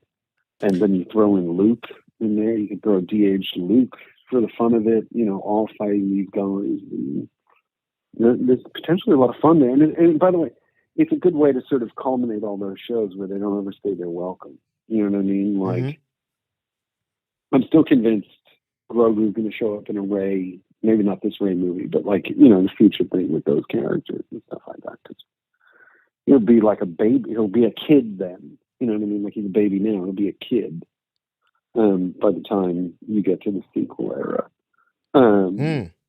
Interesting. Grogu's going to be like in his awkward preteen teenage years. Get a bunch of zits all over his face. Like a horny little green guy running around. Chasing Ray. Let's talk about the Ray movie. I shouldn't ask you if it was a surprise, because it probably wasn't to you. But what do you think about... No, I'll tell you. I had been told that the movie they were developing was a sequel-era movie, and that it would use sequel-era characters. Mm-hmm. That's all I knew. I do know when Patty Jenkins was doing the now not happening, thank God, Rogue Squadron, she was centered around Poe Dameron, like that idea. So there's clearly a desire on the part of Lucasfilm to reintegrate those sequel characters. Because let's be honest, and we talk a lot of this shit on the stupid Facebook group you guys have where everybody's just negative Nelly. Oh, come on, it's honest conversation when going on there. Oh, God, fuck off. I didn't say they were all the best takes, but people are being honest at least. Right, sanitize I your know. thoughts. It's or like control fodder for them. me to be an asshole. It's just fodder. It's just fodder for me to be an asshole. It's like That's your cat. role. We all play our And, Well, roles. that's life in general, FJ. That's life in general. Yeah, exactly. But here's the thing: is when Force Awakens came out, and you had Rey, Finn, and Poe in Kylo, no one, and I'll fight anybody on this, questioned their authenticity in terms of being Star Wars characters. Now, the direction they got taken in after that is clearly questionable and did damage to it. But the core of those characters are good. Rey is good. And what you have, okay, when you really think about it, this goes back to something we talked about last time with Obi-Wan Kenobi show. I'll get to that in a second. Is you got to remember now, by the time they make that movie, Force Awakens is like 10 years old. Okay? You have a generation of kids that are now teenagers that grew up on those characters. Okay? It's sort of like when you got to everybody hate the fucking prequels, right? And then the second they show a flashback of Obi-Wan and Anakin sparring in the Jedi Temple and Obi-Wan Kenobi, everybody loves the fucking prequel, right? Prequel nostalgia. There's going to be sequel nostalgia, right? Because there's going to be a generation of kids. For them, Rey was. Don't you think it's too soon? So there's nothing. Is there? I mean, no. There was a Dude, whole. It's 10 years. It's 10. Yeah, it will have been 10 years. The That's mistake true. they would have made is if they did it as a trilogy. If they announced it as a trilogy, then you're setting yourself up for failure. What you're doing with it, like if you sit there and you went, okay, episode 10, 11, 12, it's like, no, go away, right? So like now you can do anything with this character, right? Like now, like she's not tied down to Kylo. She's not down. By the way, long-term profit and loser. Kylo shows up as a Force ghost to her in that movie. Write it down, Tyler. Write it down. Tyler's going to outlive all of us, so we'll have to. Tyler's going to profit or loser. There's our first entry. Yeah. So, I'm all I'm saying is not too. By the time they make that movie, it's not too soon. And again, it's the same thing I say every time. All you got to do is make these things good. If they're good, it'll work. Yeah. Doesn't matter the creative choice. It's really interesting. The Mangold movie is really interesting. The Mandalorian thing is a slam dunk as far as I'm concerned. You throw Luke in it, you throw a couple other familiar characters and shit like that, and you'll get people to come to the movie theater for that. It's the greatest series finale you could possibly do for all those shows. And then you move on. You'll still have Acolyte, which, by the way, looks fucking great. And, whatever other shows they come up with. Who knows what they're going to come up with in the future. So let's. It all makes sense to me. I mean, I think it's what we just. I wanted to ask you about the First Jedi or the Dawn of the Jedi, the James Mangold film. What do you make of that? And do you think that it's an era that people are interested in seeing? This actually even predates Knights of the Old Republic. So this is as far back as I think we've gone in Star Wars storytelling. Oh yeah, it is for sure. And I mean, to me, it's intriguing. It's like I said, these are the shots you want them to take. Versus another recycled old character or something like that. And Mangold, and we were sort of debating this on our group text earlier today. Mangold's got a serious fucking pedigree, dude. Like that's a real Academy Award level dude filmmaker. Mm-hmm. So if you want him to sit there and like I said, then giving him the Star Wars movie, vote of confidence in the Indy movie, and that trailer is amazing. That trailer was blow away, the Indy trailer. So my point being is, why not? That's the kind of level of filmmaker they should be engaging in on Star Wars to push things forward. So fingers are crossed with that. It's certainly, it's not Solo. It's not Obi-Wan. Like characters we've seen before with stories we don't necessarily need, even though I enjoy Solo, as you guys know. Here's something new in the birth of the Force, and on how does that retroactively sort of enhance the larger universe? There's a lot of potential with that. And on the book end of that is Rey, which is the opposite end of the entire timeline, which is now how do we push it forward? Right? So it's like, it's like these interesting bookends. And, because what they say, the Rey thing's going to be like 15 years after Rise of Skywalker. Yes, Right? 15 years. You know, that's really interesting. Yeah. And don't tell me Finn's not going to show up or Poe. Oh, they're going to show up, of course. You know what I There's mean? good, but I think those are going to be the characters that there's going to be build up to their reappearance. I think that's probably how it's going to play out. Look, it's too early to like, you know, if that movie, you know, it's a 2025 movie, it's 2023 now. You got a whole year and a half plus to space out those announcements of who's coming back and who's not and all that stuff. They got plenty of time to figure out how I to think- shoehorn Rose Tico into this film, so can't wait. Exactly. Hey, so FJ, as we were playing the Ahsoka trailer, you were dropping some little, excuse me, tidbits here. You were, as we were speculating, maybe a flashback in one sequence. You go, it's not a flashback, and then you drop the name Balin I don't think that's a flashback. Skull on us. When we were talking about just seeing Mon because- Mothma. Yeah, Mon Mothma, I think, is in the present. Okay. Because if you look at the way the scenes are, I think I don't think it's a flashback. I agree. Supreme Chancellor I could be Mothma. wrong. I could be wrong, but I don't think maybe, but I don't think it's a flashback. And by the way, you know, you guys were talking about Hayden being in the show. You know, this is also, keep in mind, he's dead. You know, Vader at this point. So, are we getting flashbacks or are we going to get a Force ghost? You know what I mean? Like, sure. No one's actually come out and said, like, other than he's in it, right? You know, or you can He's in have the poster, flashbacks though. in, you know, He her- is in the poster. No, in the real poster. Yes. Oh no, you know what? Was it a fan poster? It was a fan thing I saw. Oh, it's Because so I'm looking at easy the to the first official. No, because you guys were the first talking about official it, poster for and when I was Ahsoka is listening- just a picture of her face. It's just that's all it It's just is. her face. Yeah, that's what I was like. Yeah. I went back and looked at it. I thought maybe it was the reflection of her eyes or whatever. By the way, the only reason I figured out that guy is Balin Skull is I had the subtitles on, and when he talked, it said Balin. So I Googled Balin with Star Wars and just found out he's some, like, Jedi gone wrong who works for Thrawn. Something like, you all can Google it. And that the young woman is his apprentice.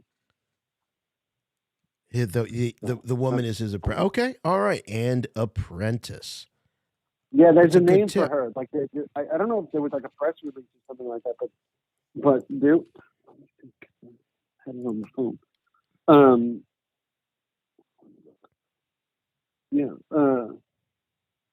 It's Ray Stevenson. That's the actor. She does have a name. Yeah, She FJ, I did that's find the a name actress. for her. Baylor- Yeah, it's like Hattie something or whatever. I don't know. I found it Shin before. Hati. Shin Hati. Yeah, Shin Hati. Hati. Well, Shin sure is a hottie. Shin Hati. Oh, Maybe it's Haiti. Haiti. Sorry. She's supposed to Haiti. Shin Hati, who is Balin's apprentice. Yeah, it says on here the scuttlebutt is that Baylor and Shin are master and apprentice in the dark side of the Force. That's according to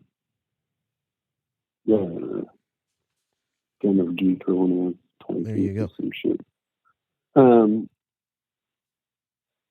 Yeah, so look, and that lightsaber is pretty orange, by the way.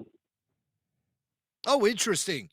The actor Like who is that. playing Balin, the Sith Lord, his name's Ray Stevenson, and he is the voice of Yeah, he played a Gar voice. Saxon, voice of Gar Saxon in Star Wars Rebels and the Clone Wars.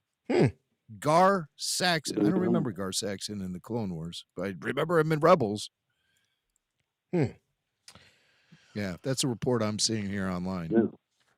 Well, I mean, at this point, we've seen almost the entire Rebels cast in live action as of today. We've seen them all, outside but Kanan, outside of Freddie Prince's character. maybe he'll be a Force ghost. Yeah, I wouldn't be shocked. I wouldn't be shocked if he shows up in a flashback or Me too. whatever. You can easily get Freddie to do that. Do that in a heartbeat. Would Freddie be the But one? I guess the big, Would Freddie be the one? Well, I mean, the question I have, and we talked about this offline today, and this is more for get everybody's opinion, is, I wasn't sure, and I assumed it wasn't, that Heir to the Empire was canon. It's not. And, Filoni will cherry pick that shit, perfectly. Yes. And just the line, and it's great, such wonderful fan service, but I think that's, and this is, again, I'll get into the profit and losership, is, and I told you guys this earlier, is I think what happens is, he's the heir to the Empire throne, right? And they have to, that's why everybody's looking for him. Or, he's the one who could jumpstart the Empire, Gideon, all that shit. I think it's all going to come. I think you'll find other Imperial remnants and stuff like that sort of coalescing. And it'll basically be, by the time you get to the Mandalorian movie or whatever it is, whatever it's called, right?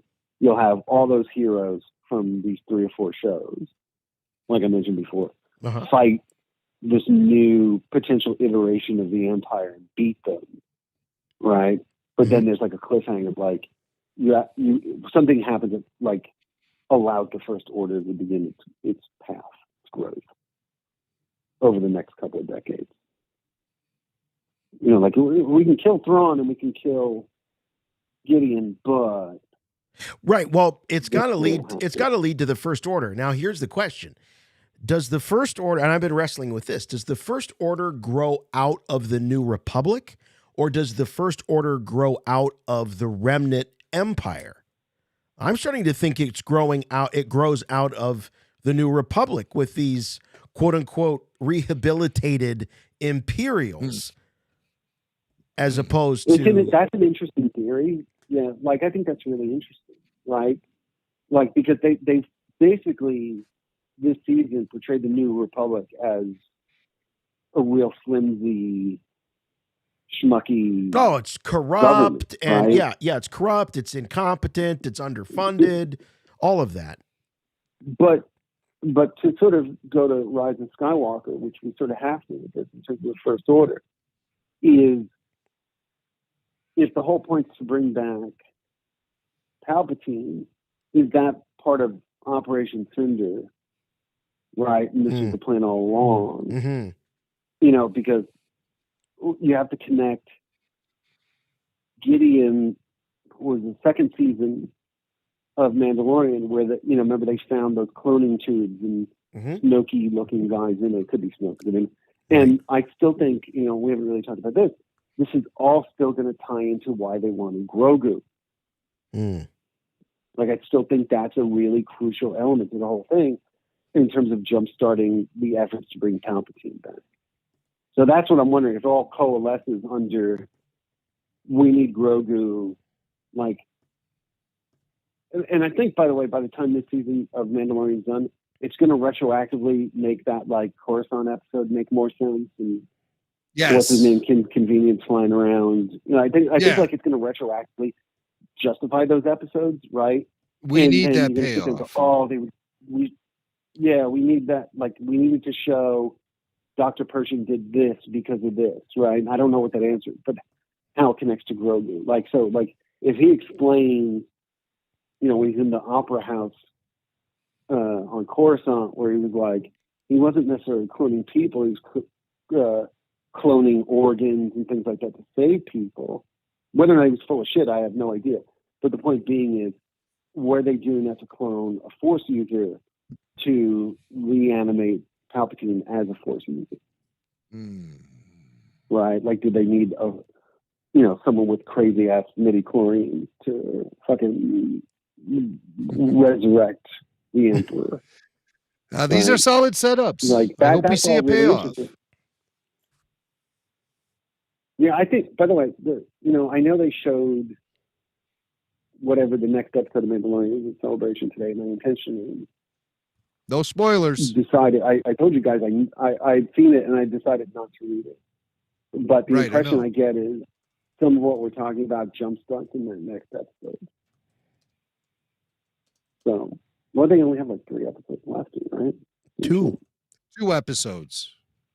Dos. 2? Fuck off, really? Yeah. Yeah, there's a lot to tie up here in these last 2 episodes. I hope we get lengthier episodes, and I hope we get storytelling with some meat on the bone, because that's what this season needs to wrap up on a high note. We know Gideon's coming back. We'll probably see him on Wednesday night. There's really a lot of meat on it. There is a lot of meat in the season. It's just presented all fucking weird after the second episode. Like, you know, its first 2 episodes were really good. Like, it sets the thing. Yes. And, you know, and that was one thing I'm sort of, you know, to go back to one of our older Prophet movies where I've sort of lost big time on this season, because I thought, you know, I was right, Bo-Katan was going to get the dark side back, but I thought it was going to be a whole civil war and all that shit, and she was going to be the big bad. No, he just handed it to her. He just handed it to her. Yeah, they took the easiest way out. I mean, was- listen, I don't deny the fact that Bo-Katan deserves the saber, and she's a more rightful owner of that. I mean, Din Djarin has been reluctant to leadership of the Mandalorian and ownership of that blade since day one. It doesn't surprise me it went back to Bo. It's just the ease in which it all unfolded leaves a lot to be desired. And the fact that what I don't that get it took is, 2 episodes for them to connect the dots between what happened there between Din and that creature on Mandalore. We were all talking about it on the after show. We brought it up, and it's like, and the show themselves didn't even address it for 2 episodes. It was weird. Yeah. And Bo has gone through absolutely zero character development between the time she lost the saber and between the time she reacquired it. She's the exact same character she was in Star Wars Rebels. There's no change in her whatsoever. She's just going through the motions. That's what I mean about meat on the bones. We're not getting it. We're getting situations that are being set up like bowling pins, only to be knocked down by the characters and then on to the next frame. We need more substance. Yeah, I don't disagree. I mean, here's the thing.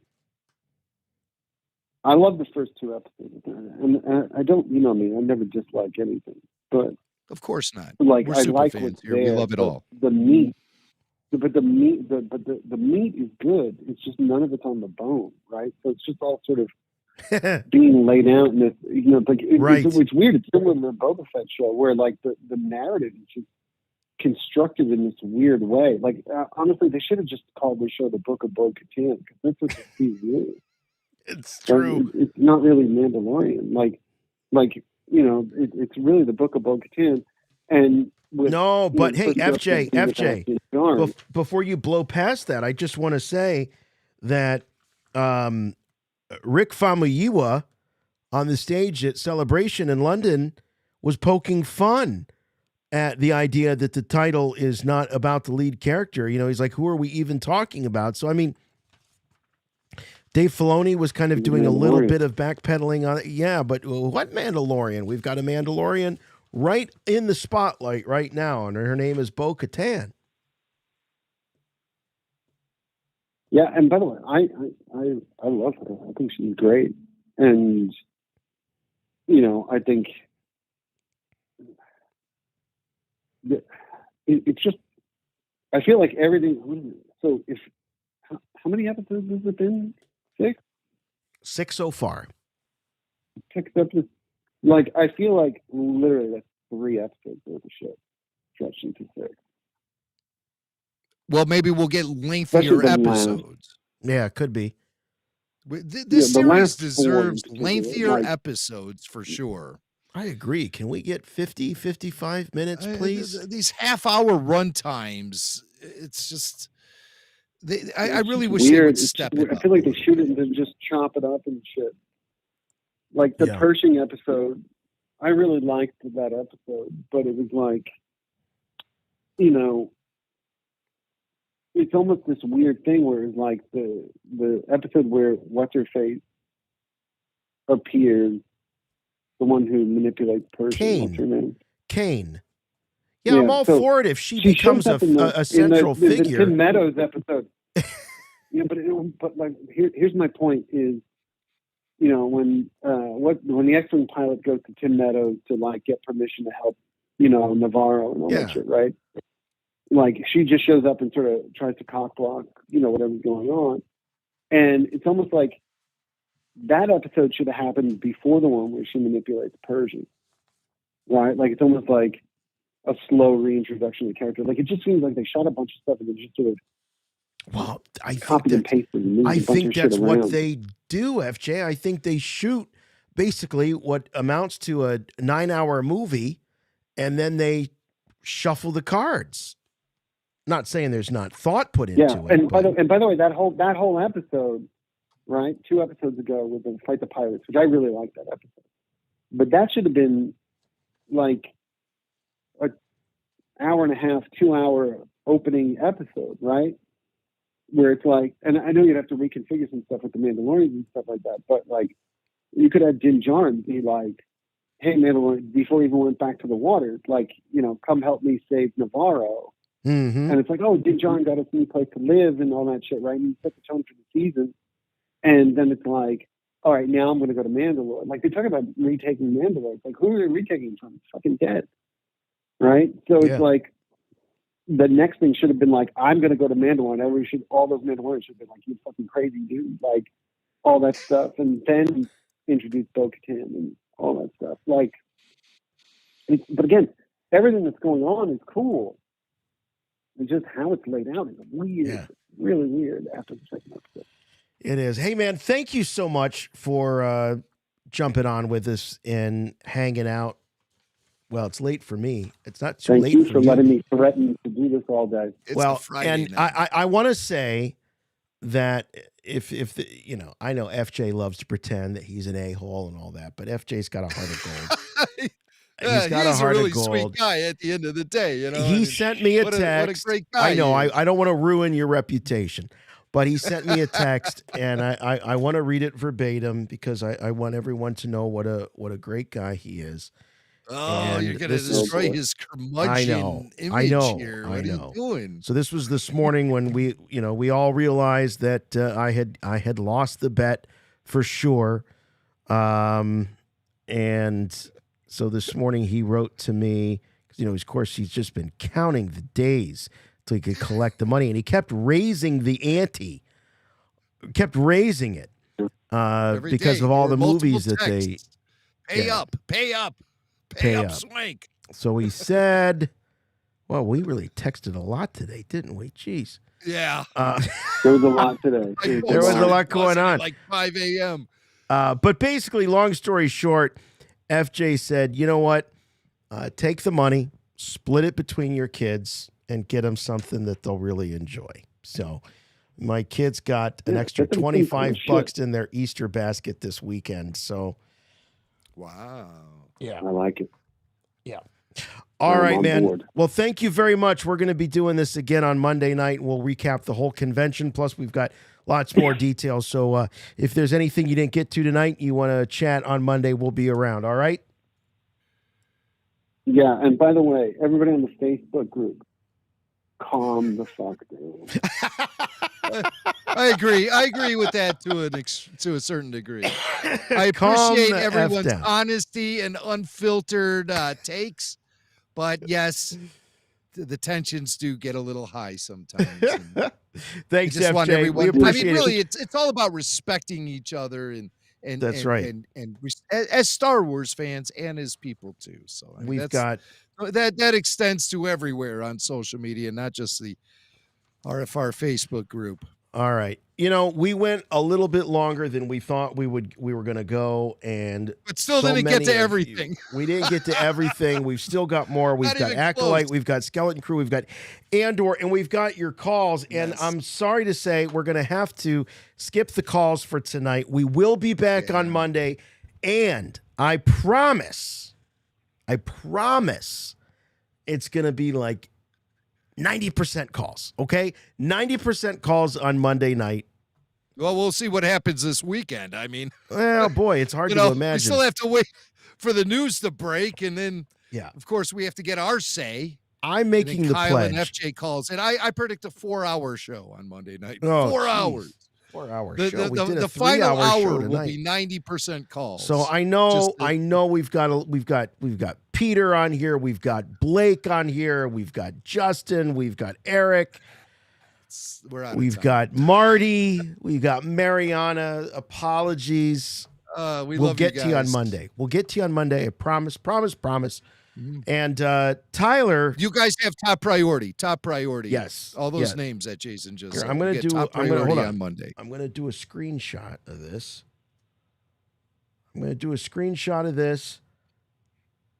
There we go. And I'm going to send this to Tyler so that he knows everybody who waited. Yes. I'm going to send that to you, Ty. Speaking of Tyler is also, somebody who's been sitting here very patiently. He's been screening all the calls, and to find out in the 11th hour that we just can't get to him because we've been at it for 3 hours, guys. I know Blake stayed up late. I owe Blake's parents an apology, but it is a school. It's a weekend, so yeah. We'll get to Blake right away. I promise we'll make it all up to you. But there was so much to get through. We definitely wanted to get Kyle and FJ on and get through the AHSOKA trailer.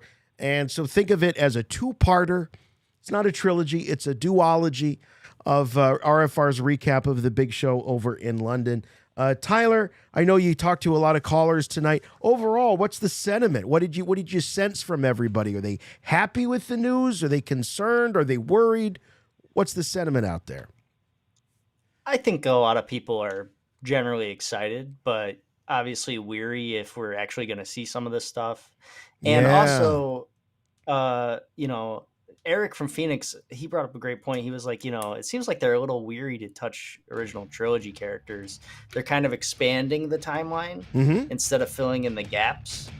So I'm curious about, where that could be going. I do want to ask Jason, what's your opinion on the announcement of a second Wookiee Jedi? Jonas we'll get to that. A second Wookiee Jedi. I think the that's first, the same that Wookiee Jedi. Jedi. Well, the first is the little what's his name? Grungy. Grungy. Yeah, Grungy the Wookiee. Yeah, I'm still not down with it. I'm sure Jonas is going to do a great job. I tell you what I am down with is that revamped Chrysanthemum Black Series figure. Oh man, what a great redo that is. Kind of embarrassing that they even tried the first version with the chewy body, the lanky chewy body, and just recoloring it. But man, this is going to be a killer. And I do hope for the vintage collection collectors out there, I'm one of them, that they get a Chrysanthemum as well, because it's going to be great. Tyler, thanks so much, buddy. Really appreciate it. Still count me out as a Wookiee Jedi supporter. So anyway, we'll catch up with you on Monday, okay? Yeah, thanks for having me, guys. All right, of course we have you. We are happy to have you. Wow. As we were saying, we still got some footage from Acolyte we want to get to on Monday, plus Skeleton Crew and Andor, plus thoughts that Tony Gilroy had a great panel. The Andor panel was fantastic. Interestingly enough, Andy Serkis on stage for the Andor panel.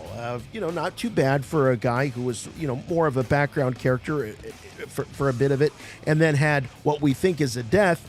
Do you think Andy Serkis's appearance on stage means that his character survived? What say you, Jimmy Mack? Oh, that's interesting. I think maybe Andy lives in London, and that's why he was on stage, just because he was there. I mean, that's just a guess. I don't know anything about Andy Serkis. He probably does. I think it was just, more of a accessibility kind of thing. But you never know. I mean, there is a whole second season of Andor coming up. We will review that panel. We will review Tony Gilroy comments, because we love it when Tony Gilroy starts commenting on Andor. But this was a moment. This was a moment where I think Tony Gilroy got it. He's at a Star Wars celebration. The fans were going crazy for him. He was taking photos, with the, the people that were all dressed up. What was that run of the, whatever that bit was? Run of the Kino Loys. The run of the Kino. Yeah, well. They're all chanting, one way out, one way out. Our buddy Marcus is leading to everyone. They all got up on stage. They took a picture with Diego Luna. Now, this to me. And Gilroy. Seems it's so much cooler than the running of the Wilro hoods. I mean, this has substance. I'll throw on the white shirt and pants and run along with these guys next time. This seems like right up my alley. I love it. I love it. You guys keep it up. See, this is when fans do the passion of fans. It's just, it's irresistible when they do stuff like that. I almost said it because, FJ and Kyle, they got me thinking. Oh, man, did they? Whatever I want on this. But I still respect this microphone, our audience, and broadcast standards. So I'm not going to say it, at least not right now. But I would join up with those guys. I love the fan passion. I love the fan events like Star Wars Celebration because it's like jumper cables for my fandom. And I really, really like that. Me and Jason, we do this stuff day in and day out. It's not a job to be a Star Wars fan, but sometimes getting yourself revved up all the time to get on a microphone and talk for 3 hours, that can be a little bit of a challenge. And so it's not a bad idea to get a jump start for your fandom every once in a while. And even though I'm 1,000 miles away experiencing this convention from my sofa, I still have that recharge going on, and I just love it. I could just bathe in this sort of feeling forever. I love getting the fresh announcements. I love seeing the creatives get out there into the trenches and deal with the fan base. Even the live stream they do on YouTube is for as many cringy moments that the hosts provide, the talent is appearing on camera and speaking very candidly, very real, and soaking in the moment, soaking in the passion that only Star Wars fans can provide. And so I welcome that. I can't wait to get back behind the mic on Monday and do a full recap of all the things that went down over the weekend. We will be talking Andor, we will be talking Acolyte, we will be talking Skeleton Crew, and we will be taking your calls because hearing from you guys is the most important part of this journey. We're doing this all together. We're experiencing it together. We're basking in the glory of fresh Star Wars. I mean, the next 6 years have just been laid in front of us. And I know everyone is, twice, what's the saying? Once bitten, twice shy. Okay? I get that. But I have a confidence in these announcements because I am noting there is a focus this time around. It's not just like, Taika Waititi's got an idea. Let's see what he comes up with. No. We're getting directors, writers, cast members ready to go for the next Star Wars. I say bring it. Let's get going on with the next era of Star Wars. RFR will be leading you along the way. We'll be here with you guys for all of it. We sure will. All right. So please check us out on all of our social media channels. We're over there on Facebook, Twitter, and Instagram. It's a great community, but no community is better than the RFR community on Patreon. So please do check that out at patreon.com/Rebel Force Radio. Please keep listening. The podcast you can subscribe to on any and all podcatchers. So please give us a subscription and leave us a review, please. We just have one simple rule. Make them good. And we're going to be back on Monday night with a total wrap-up of the big show in London, including some of the things we didn't get to and your calls. Promise. And, of course, we'll be back also on Wednesday with Mandalorian After Show. Wednesday night, 9 o'clock p.m. We'll be looking at Episode 7, just 2 more to go. So thank you all so much. We love you, and we'll see you again very soon, just a couple of days. Have a happy Easter weekend. We'll see you on Monday. For Rebel Force Radio, I'm Jason. And I'm Jimmy Mack. And remember, the Force will be with you, always.